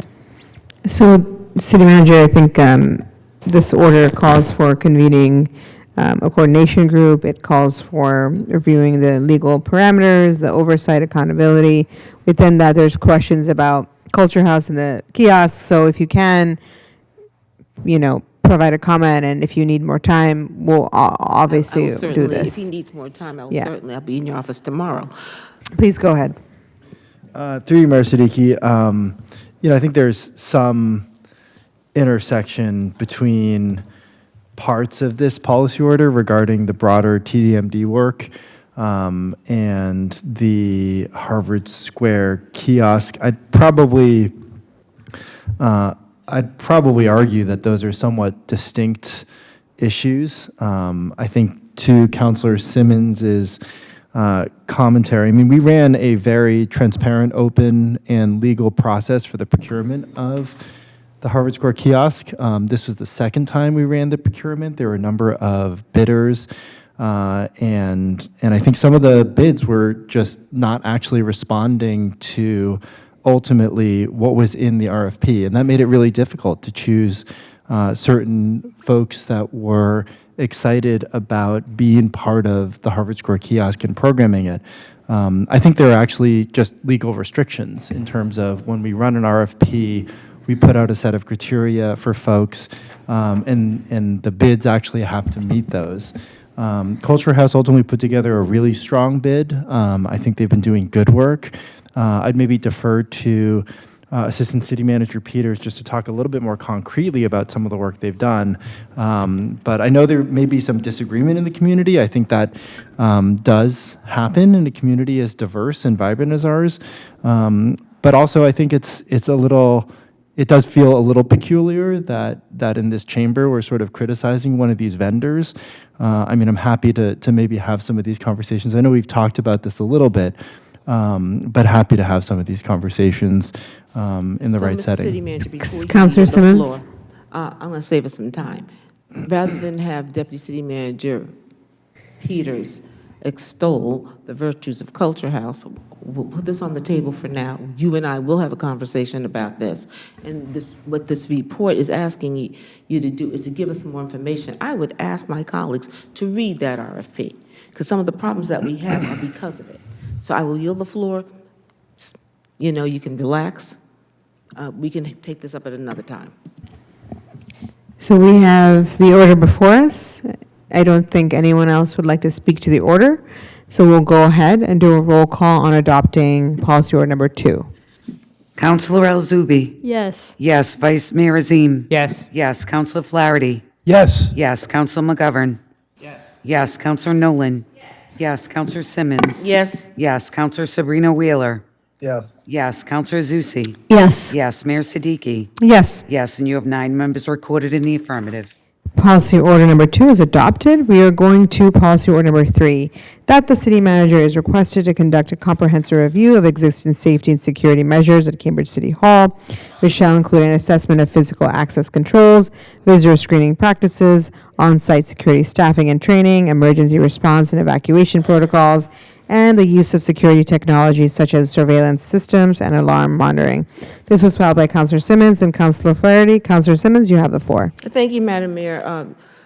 Briefly, I think the policy order really speaks for itself. It talks about the need, as someone who's worked in City Hall for a number of years and watched how things have just gotten a little bit more dangerous. And if you can read, as you read through the policy order, it speaks specifically to some of the concerns. I spent a lot of time in this building. I talked to a lot of people that work here, and the area of comfort is beginning to wane because what we've seen happen just as recently at Boston City Hall. And I want to be very clear. I'm not trying to make City Hall less welcoming. In fact, I work very hard personally, and I think the City Council in general works very hard to make sure it's welcoming. We host so many different programs and opportunities because we want people to come into the hall. And I did see that there is, let me take a step back. I want to again acknowledge my colleague for signing on to this policy order. I see that there is a amendment being offered. I love the opportunity, and Council Sabrina Wheeler is not here. Rather than take it up in his absence, I'm just going to exercise my charter right. We'll come back to it. Councilor Simmons exercises your charter right on policy order number 3. We will move to policy order number 4, that the City Council go on record acknowledging 2026 as a centennial celebration of Negro History Week and recognizing its enduring contribution to the nation's understanding of itself. This was filed by Councilor Simmons, Councilor Flaherty, and Councilor McGovern. Councilor Simmons, you have the floor. Thank you, Madam Mayor. I offered this policy order because, as it says, that this is a century ago in February of 1926 when racial segregation, political disenfranchisement, racial violence were legally sanctioned and socially entrenched. Negro History Week was adopted by Carter G. Woodson. I'm not a child of the South per se, but my mother is. And she would tell me the stories about how signs would be put up saying, whites only. She told me stories about having to ride on the back of the bus. And these are very vivid in her memory. But there are other good things that happened in the African-American community at the time, talked about as Negro. And in fact, my birth certificate says I'm colored. I know you all know that, but I'm also Black. The point I'm trying to make here is this is an opportunity for us as a city, as we're looking at the 2026 centennial celebration of our city, also looking at the contributions of the individuals and how we got where we are and how we tell the story on whose back and whose sweat and labor not only built this city, but had extraordinary contributions that have been erased, marginalized. So I'm hoping my colleagues, and again, thank you, Council Flaherty, all of us will lean in and lift this up and find ways together and individually to lift up the whole idea of 100 years of Negro History Week, now as we know, as Black History Month. And so I offer this with a sense of exuberance and excitement to telling the story of those whose stories have not been told. With that, I yield the floor. Thank you, Councilor Simmons. Councilor Flaherty. Through you, Madam Mayor, and I'd like to congratulate Council Simmons for drafting this policy order, and it's my pleasure to second it. Someone that we all know very well in this council and who's legendary in the city of Cambridge, Marvin Gilmore, who is now 101 years old, is a young man here in the city who has done more for the city than any of us in combination and collectively probably will ever do. He's the grandson of slaves. He's a World War II combat veteran who was highly decorated for his honor and his courage when he stormed the beaches in Normandy. And after that campaign, he was denied access by white servicemen on a vessel returning to the States. And he came back, as he likes to say, on a tugboat. When he arrived here in Cambridge, he sought a loan, and he was denied. And he told that man, maybe someday you'll work for me. He then went on to found the first Black-owned bank in the eastern region of the United States of America. And throughout his life has achieved incredible things in equity, in housing, in empowerment. And if in a very small way, this policy order somehow in some way recognizes his achievements in life, then I think we'd all be very pleased to celebrate that and go along with Councilor Simmons' policy order, because Marvin Gilmore, in my estimation, is a hero. Thank you, Councilor Flaherty. Councilor Nolan? Thank you. Yes, I think this is a really important element to add to the way that the city celebrates the history. I will say that Fugitive Pedagogy, which is a book written by Jarvis Givens on Carter Woodson and the art of Black teaching, is a really great read if you haven't read it. It was, and he might be local. It might be a really great person to have over it. I heard him speak at a Breakthrough Greater Boston event, and also have read his book and have recommended it to several others. And it's specifically about Carter Woodson's impact on Black education in this country, starting in the 1920s and 30s. And the title of the book, Fugitive Pedagogy, is specifically referencing the fact that it often had to be taught in a way that would not disrupt or get the teachers in trouble, but they were definitely using Carter Woodson's work in a way that provided an education for their students that would otherwise not have been provided. So happy to support this, and happy to look forward to the city celebrating this as one of the many ways that we're celebrating the 250th. Thank you, Councilor Nolan. Anyone else would like to speak on this? Thank you, Councilor Simmons, for bringing this forward. We'll go ahead and adopt the order on a roll call. Councilor El-Zubi. Yes. Yes. Vice Mayor Azim. Yes. Yes. Councilor Flaherty. Yes. Yes. Councilor McGovern. Yes. Yes. Councilor Nolan. Yes. Councilor Simmons. Yes. Yes. Councilor Sabrina Wheeler. Yes. Yes. Councilor Zusi. Yes. Yes. Mayor Siddiqui. Yes. Yes. And you have 9 members recorded in the affirmative. Policy order number 4 passes. We can go to policy order number 5, that the city manager is requested to work with relevant departments to prepare for a council discussion on best future uses for city-owned properties and the processes for redevelopment. This was filed by Councilor Nolan, myself, and Councilor Zuzi. It was pulled by Councilor Zuzi, but I'll go to the main sponsor first, Councilor Nolan, and then Councilor Zuzi. Great, thank you, Mayor Siddiqui, and thank you for co-sponsoring this. This came about partly because, as we know, as it's laid out in the policy order, we have had the discussion about all the properties that we own right around here in Central Square, and yet we have, over the last 10 years, bought a number of other properties, and it's really important that for any of the planning we do it in a comprehensive, coordinated fashion instead of one-off. So this policy order suggests that we have a excuse me, a roundtable. There's not a date in this, but I do hope this happens relatively quickly. I know that DCM, the Deputy City Manager Watkins, did see this policy order and understood the intent, because as we move forward in the next years, we know that there's going to be a variety of properties we have to figure out how to use. And the intent of this, and I really hope that we support this very strongly, is to ensure that the council and the community are involved. There was some concern, which all of us have heard about, particularly on one property, the 135, the Sherman Street, and which had been known as the Bella Circle property, about people wondering, oh my gosh, that's already under construction, and we didn't know about it, and the council didn't know, and there was some confusion about, wait, is this already dedicated for one particular use? And I know I had reached out to the city and made sure that, no, this is not yet. It may be the best use is one use or another, but we really want to make sure that whatever is decided on all of these properties is done, again, in a coordinated fashion for planning across the city, but also done with the council as representatives of the community involved, so that we can all work together moving forward. So that's the intent of this. I don't have to go into detail about all the various properties, but there's a lot of them, and we really do have to decide how it is that we're going to use them. So that's it. Mayor Siddiqui, thank you again, and thank you to Councilor Zusi for the sponsoring. I will go to Councilor Zusi, and then I will go to Councilor El-Zubi.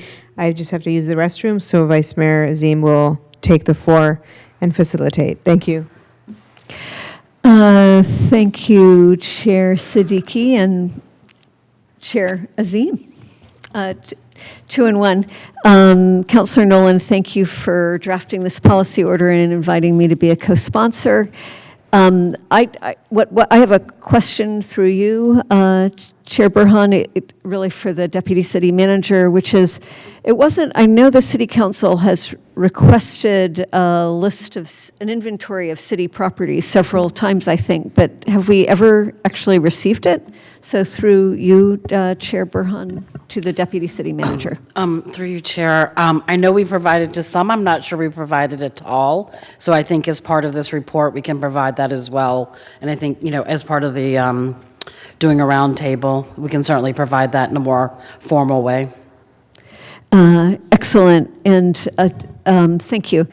Yeah, I think it'll be really great to see that, and I support this policy order. I do get a little worried because I think when the council becomes involved, things become very political. And along with housing, a healthy community needs parks, arts and cultural spaces, parking, and places for the DPW to park its equipment. And we can't forget that. So housing is important, but to have a functional city, we really have to have places for all these other things as well. So I look forward to hearing back about the list of properties, and I look forward to this broader discussion. Thank you. I yield. Councillor El-Zubi? Yeah, I just wanted to hop in and note that I also strongly support this, so I appreciate my colleagues putting this on the floor, and in fact would love to be able to co-sponsor it. And I'd like to note that, especially right now, public land belongs to all of us, and it should remain in public hands and hopefully also serve the public good. And from my perspective, we need to focus on the use of city-owned properties to create permanently affordable housing, as an example. And I look forward to this roundtable and hopefully working with community organizations and members, city staff, councilors to develop concrete proposals for affordability. Councillor El-Zubi has asked to be added. We can go ahead and do a roll call. Councillor El-Zubi. Yes. Yes. Vice Mayor Azim. Yes. Yes. Councillor Flaherty. Yes. Yes. Councillor McGovern. Absent. Councillor Nolan. Yes. Councillor Simmons. Yes. Councillor Sabrina Wheeler. Yes. Yes. Councillor Zusi. Yes. Yes. Mayor Siddiqui. Yes. Yes. And you have 8 members recorded in the affirmative and 1 recorded as absent. Do I have any other hands up? Would anyone else like to comment on this? Hearing none. Councillor Flaherty, are you looking like you want to say something? Are you good? Just looking like it. He just want to say a thing. Okay. I just wanted you to say my name, that's all. Thank you very much.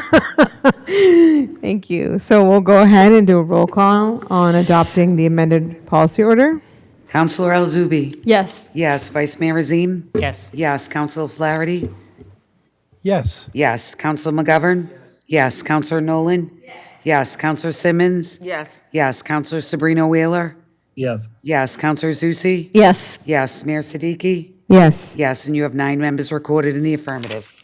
Policy order number 5 is adopted. We are finished with the city manager's agenda. We'll move on to the calendar. There are 2 items on the under charter right. So I will go to the first one. This was a policy order saying that the city manager works with the Government Operations and Civic Unity Committee to hold hearings to discuss new ideas to honor and remember individuals, such as a communal memorial garden, wall, or path, the criteria for eligibility, a committee structure with diverse representation of the city residents, and a means for recording and maintaining our current and future memorials. The charter right was exercised by Mayor Simmons in council December 22nd.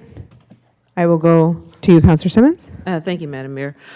So I would like to take this off as is the rule, because the charter right can only stay to the next meeting to move this forward. And as it is written in the policy order, this is a conversation that we've been having for a very long time around memorials. once started primarily looking at people that had served in the service or died under extraordinary circumstances or gave a lot to civic life. But it's grown. It's grown in a way that we, in some ways, cannot control it.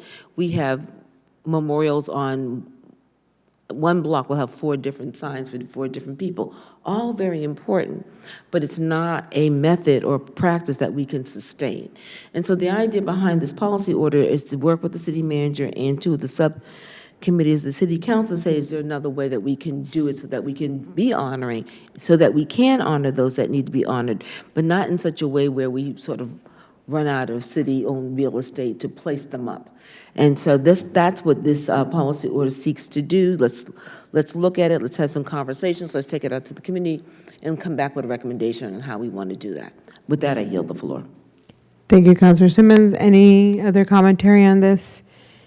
I think it's very important, and I know there's been a lot of thought and work already, so look forward to the discussion in government ops. So we can go ahead and do a roll call on adopting the order. Councilor El-Zubi. Yes. Yes. Vice Mayor Azim. Yes. Yes. Councilor Flaherty. Yes. Yes. Councilor McGovern. Yes. Councilor Nolan. Yes. Councilor Simmons. Yes. Yes. Councilor Sabrina Wheeler.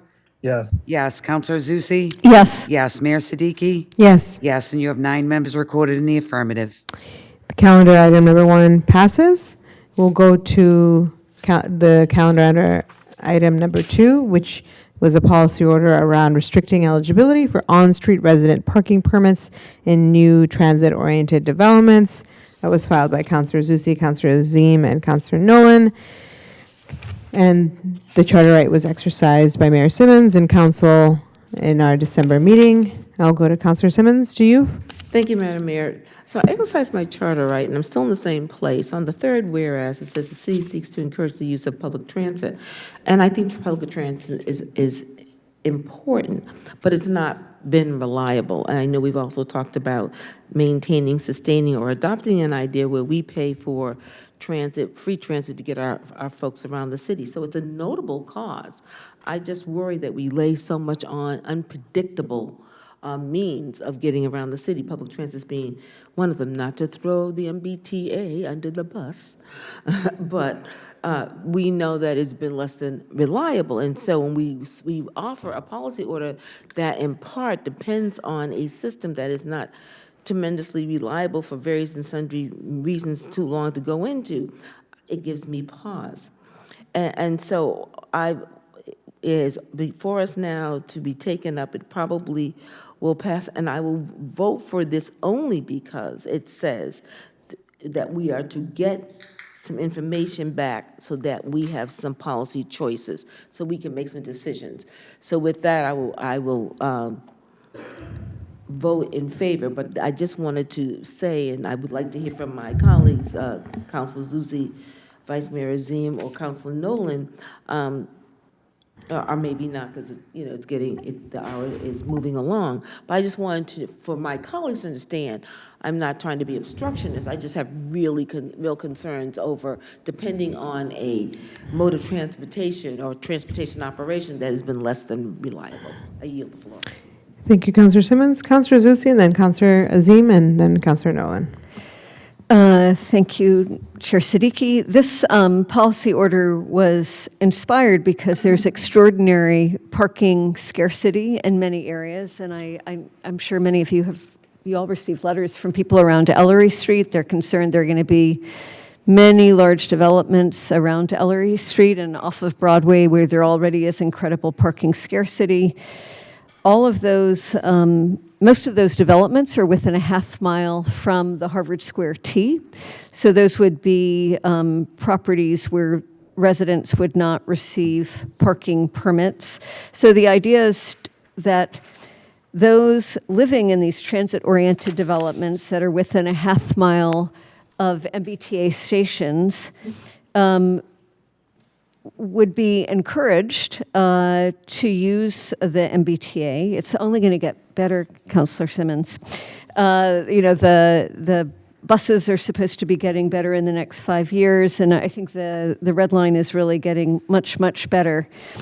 Our concern is that if the residents in these transit-oriented developments are given parking permits, that will just add to what is my friend calls parking misery in many, many neighborhoods. So we want to continue to support investment in mass transit and demand better mass transit, encourage those who can use it to use sustainable transportation.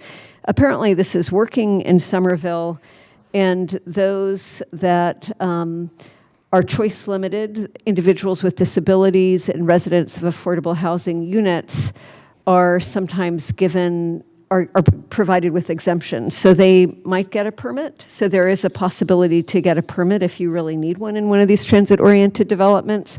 But I think we're adding a lot of density to the city. And I know that's something most of the city, I think the whole council supports in one way or another, but we can't have all of those residents have cars too, because especially if there's no parking minimum. So this will help to encourage residents, again, in these new transit-oriented developments so close to MBTA stations to use mass transit and and walk and bike and get around other ways with car shares and other mechanisms. So that's why I think it's a great idea. I'm looking forward to hearing your comments, and I yield. Thank you. We'll go to Vice Mayor Azim and then Councilor Nolan. Thank you. Currently I think we're entering into like a tragedy of the commons sort of situation where in a new development, someone might say like, hey, I don't need to build parking without making it easy for people to take the bus or the train because I can just use street parking. And then they're actually taking advantage of something without providing something which is off-site parking. I think that's a problem, and it's going to make it harder for people who are already in the city and do need that parking to actually use it. I think that's the issue that we were trying to solve. Now, an issue that we come across is that under Massachusetts general law, under housing development rules, we have to be fair in how we assess properties and the requirements that we have on them. One way to have a fair assessment is to say that, developments that are near transit, we should have additional requirements saying that, hey, if your residents are going to bring a car, we need you to provide a parking spot for them, right? Because it's unfair for them to use, on-street parking when you're not building parking for them and you're expecting them you're saying to us like, hey, we expect them to take the T, but actually you're trying to take advantage of the public realm and make it harder for everyone else to park and drive. I think that is what our expectation is. I think in general, I share a lot of, Councilor Simmons' concerns that the MBTA is not up to snuff and is not improving rapidly enough.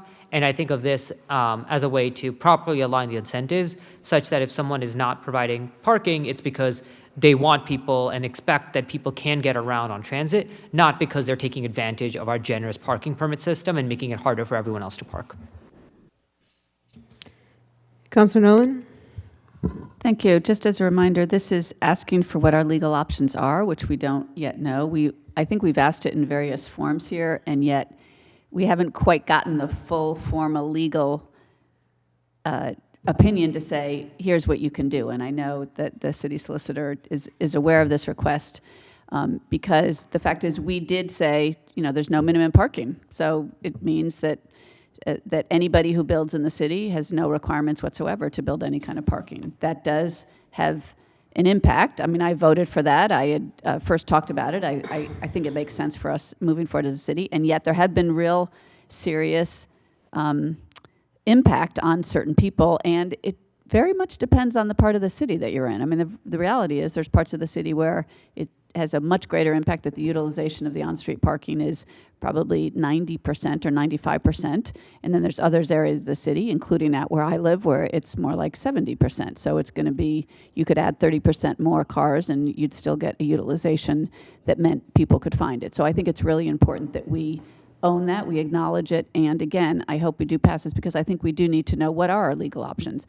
Of course, all of us, if we had a magic wand, would tomorrow make the MBTA and public transit completely reliable, affordable, frequent, no problems whatsoever. You know, over the last couple weeks, been on the red line, and it was amazingly fast, and I've been on it when it was not so amazingly fast, and I've waited for a bus that was supposed to come that took a lot longer than it should have, and also got a bus right away. So we're in a situation where, as a city, the more that we can solve this and work together, we have a whole bunch of other ways in which we as a city are working with public transit to try to improve that. And we also hopefully will be doing our own form of transit as we move forward with the study of how it is that we improve transportation across the city. So I do fully support it and acknowledge that the reason this is brought forward, and thanks Councilor Zuzzi for taking the lead on this, is because we need to figure out what our options are, and then once we know what those are, we can't do anything until we know what we can do legally.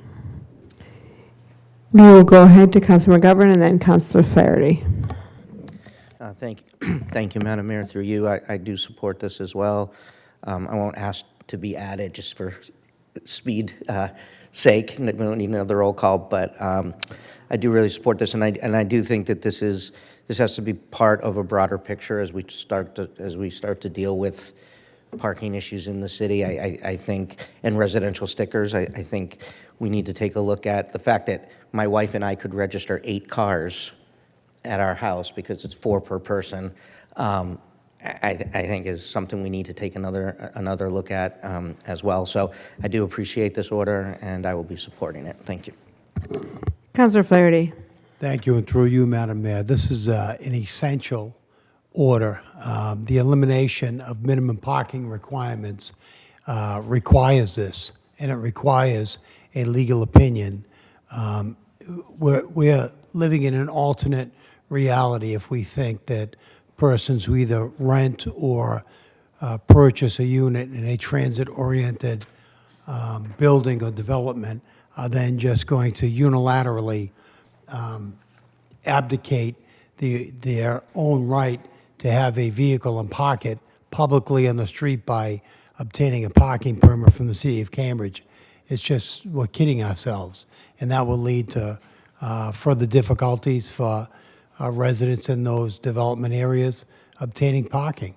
So I think there will be, I wish the city solicitor all the goodwill.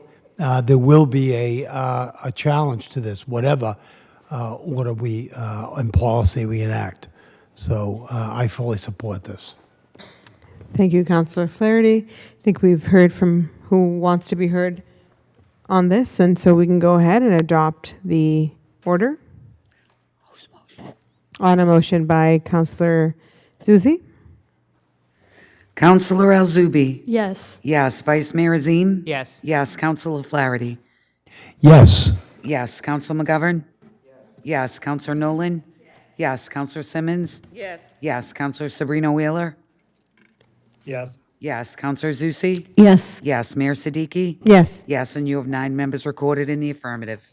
Calendar item number 2 is adopted. We have now a zoning petition on the table. This is the Cambridge Street zoning petition. It was passed to a second reading as amended in council December 8th. It's eligible to be ordained.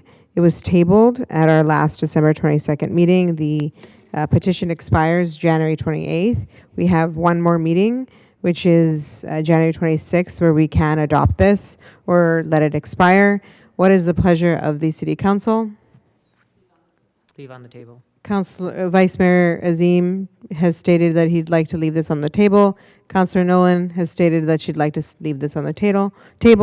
Anyone else? We will go ahead, and we don't have to take any motion, but I don't see a motion to take it off the table. We need 5 votes to take it off the table. So we'll leave it on the table, and we'll talk about this on January 26th.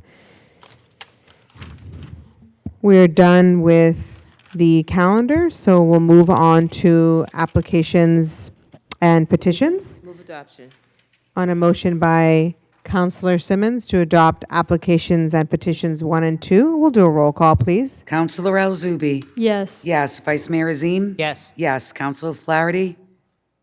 Yes. Yes. Councilor McGovern. Yes. Councilor Nolan. Yes. Councilor Simmons. Yes. Councilor Sabrina Wheeler.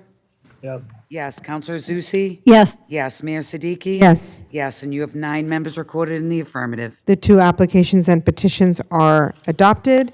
We now move on to communications. There are 139 communications. Move to place on file, Madam Mayor.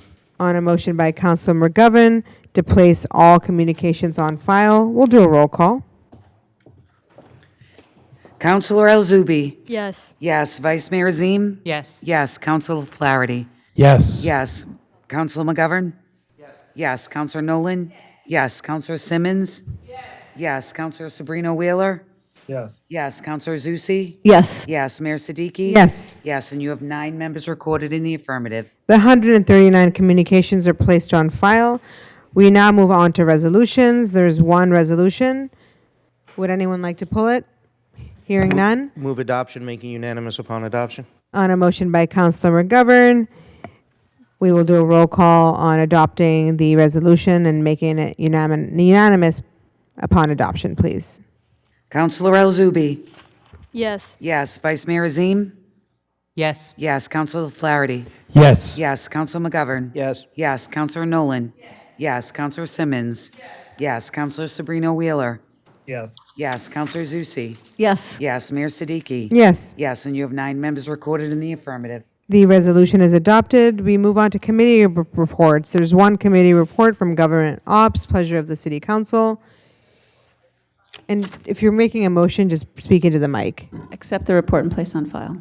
Councilor Nolan moves to accept the report and place it on file, and we'll do a roll call on that. Thank you. Counselor El Zubi? Yes. Yes. Vice Mayor Azim? Yes. Yes. Counselor Flaherty? Yes. Yes. Counselor McGovern? Yes. Yes. Counselor Nolan? Yes. Counselor Simmons? Yes. Counselor Sabrina Wheeler? Yes. Yes. Counselor Zusi? Yes. Mayor Siddiqui? Yes. Yes, and you have 9 members recorded in the affirmative. The committee report is accepted and placed on file. We have no roundtable minutes. We'll go on to communications and reports from other city officers. Pleasure of the City Council. On a motion by Councilor Simmons to place all 4 communications on file, we'll do a roll call, please. Counselor El Zubi? Yes. Yes. Vice Mayor Azim? Yes. Yes. Counselor Flaherty? Yes. Yes. Counselor McGovern? Yes. Yes. Counselor Nolan? Yes. Counselor Simmons? Yes. Counselor Sabrina Wheeler? Yes. Yes. Counselor Zusi? Yes. Yes. Mayor Siddiqui? Yes. Yes, and you have 9 members recorded in the affirmative. All 4 communications and reports from other city officers are adopted. We will now move on to any late resolutions. Clerk, are there any late resolutions? 1 late resolution, Madam Mayor. We have 1 late resolution, so we'll need to I'll entertain a motion to suspend the rules to bring it forward. So moved. On a motion by Councilor McGovern to suspend the rules to bring our late resolution forward, we'll do a roll call. Counselor El Zubi? Yes. Yes. Vice Mayor Azim? Yes. Yes. Counselor Flaherty? Yes. Yes. Counselor McGovern? Yes. Yes. Counselor Nolan? Yes. Counselor Simmons? Absent. Counselor Sabrina Wheeler? Yes. Yes. Counselor Zusi? Yes. Yes. Mayor Siddiqui? Yes. Yes, and you have 8 members recorded in the affirmative and 1 recorded as absent. We are in suspension, so we'll go to the resolution on the death of Robert S. Herbert Jr. Councilor McGovern.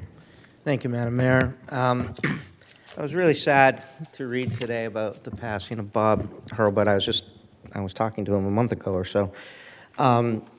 The resolution goes into quite a lot of detail about his many contributions to the city of Cambridge.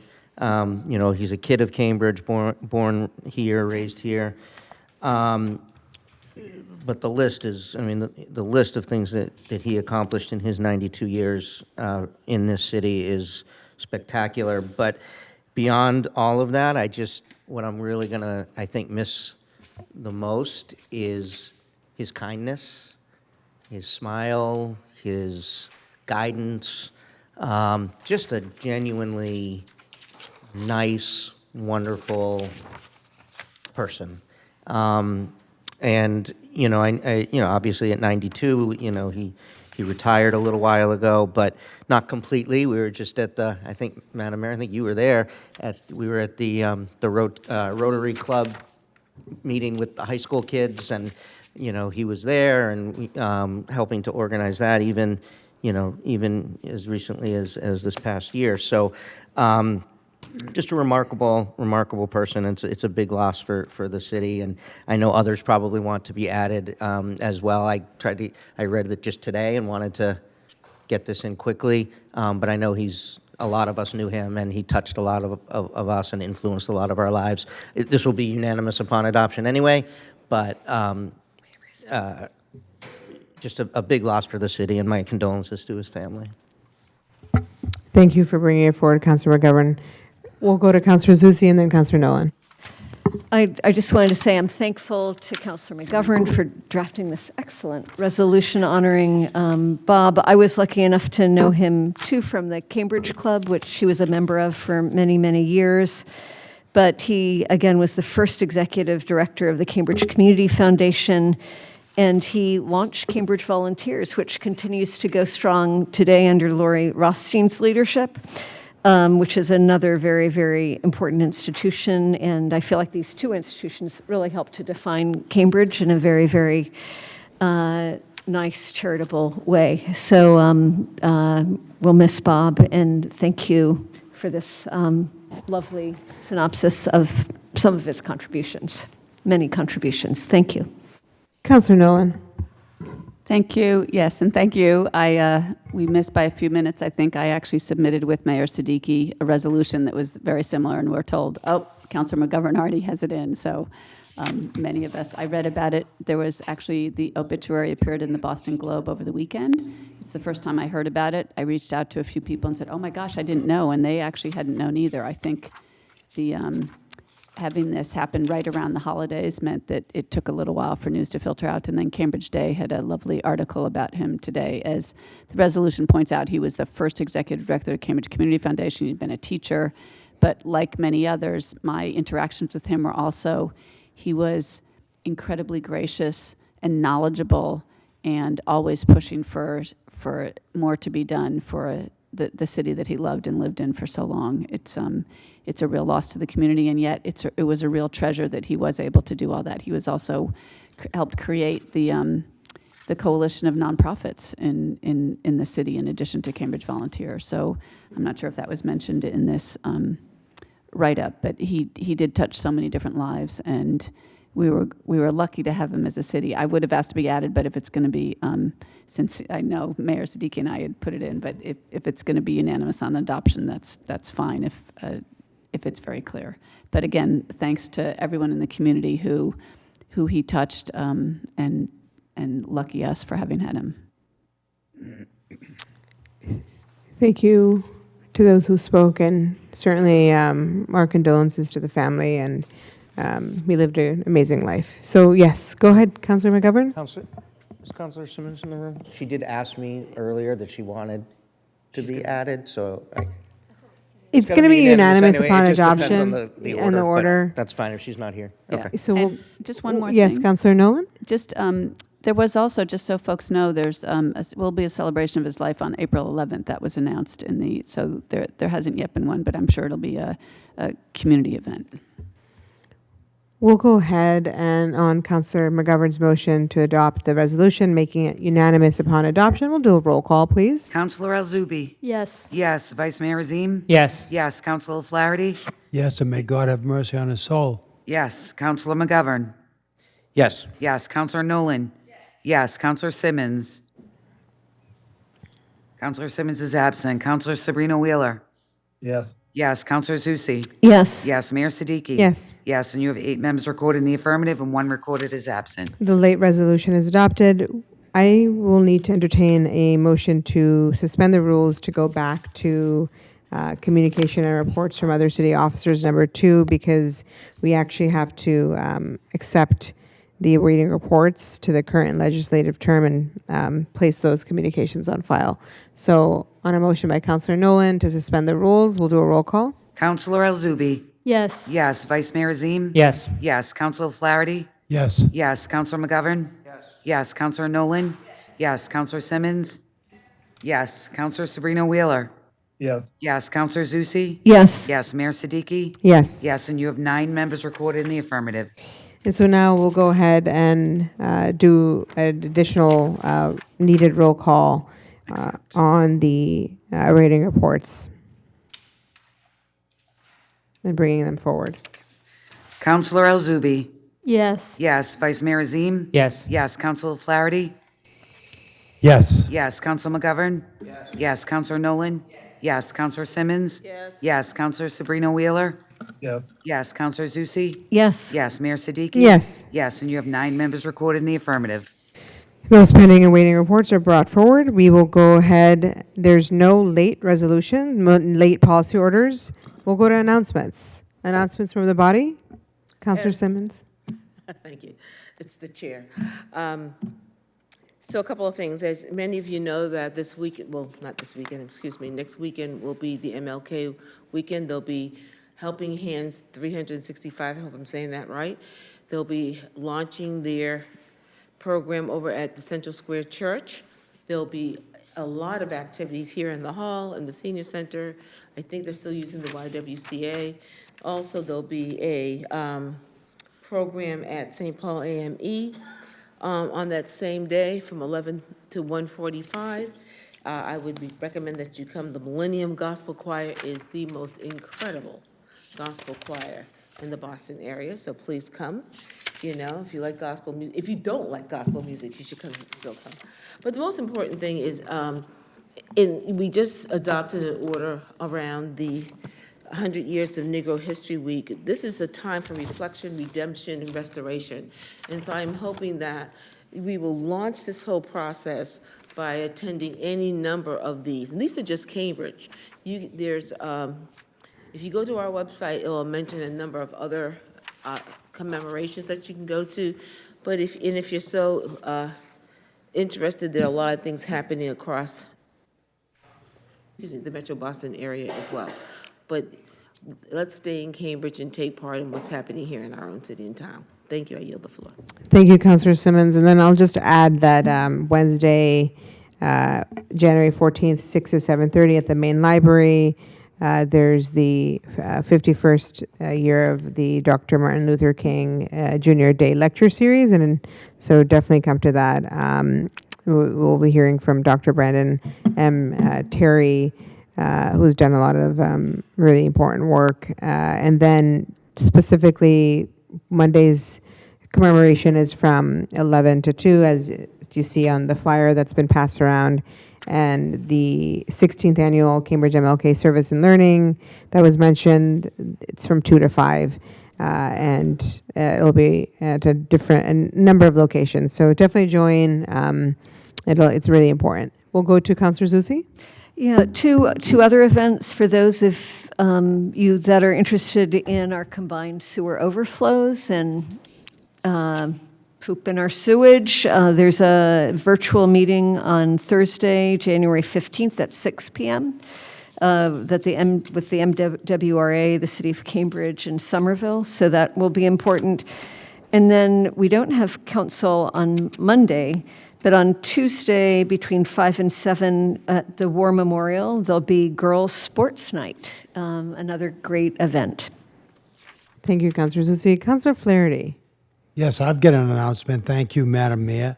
And on January 31st at 5 p.m., there will be a basketball game between the Cambridge Police Department Defenders versus Defenders, the Cambridge Warriors. This is at the War Memorial Gym at January 31st at 5 p.m. The program that will be playing the Cambridge Police Department are as I mentioned, the Cambridge Warriors, which is a special needs team. They are the undefeated gold medalist Cambridge Warriors, and they'll be representing Massachusetts at the Special Olympic Games, which I believe is in, it might be in Minnesota this year. I'm not 100% sure. But tickets are $10 a person or $5 for people under 15 years of age. This is a mandatory attendance for all members of the Cambridge City Council, most especially Councilor El-Zubi, who, as I know for the record, is a outstanding basketball coach, and we're looking forward to having her in my company at this game. Thank you. Thank you, Councilor Flaherty.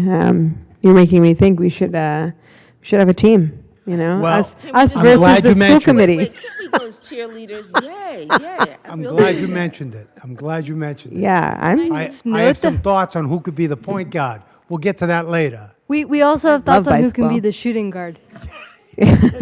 Any other announcements from the body on anything else? Hearing none, we'll go ahead on a motion by Councilor Move adjournment. Simmons to adjourn. We'll do a roll call. Counselor El Zubi. Yes. Yes. Vice Mayor Azim. Yes. Yes. Counselor Flaherty. Yes. Yes. Counselor McGovern. Yes. Counselor Nolan. Yes. Counselor Simmons. Yes. Yes. Counselor Sabrina Wheeler. Yes. Yes. Counselor Zusi. Yes. Yes. Mayor Siddiqui. Yes. Yes. And you have 9 members recorded in the affirmative. Good night, everyone. We're adjourned.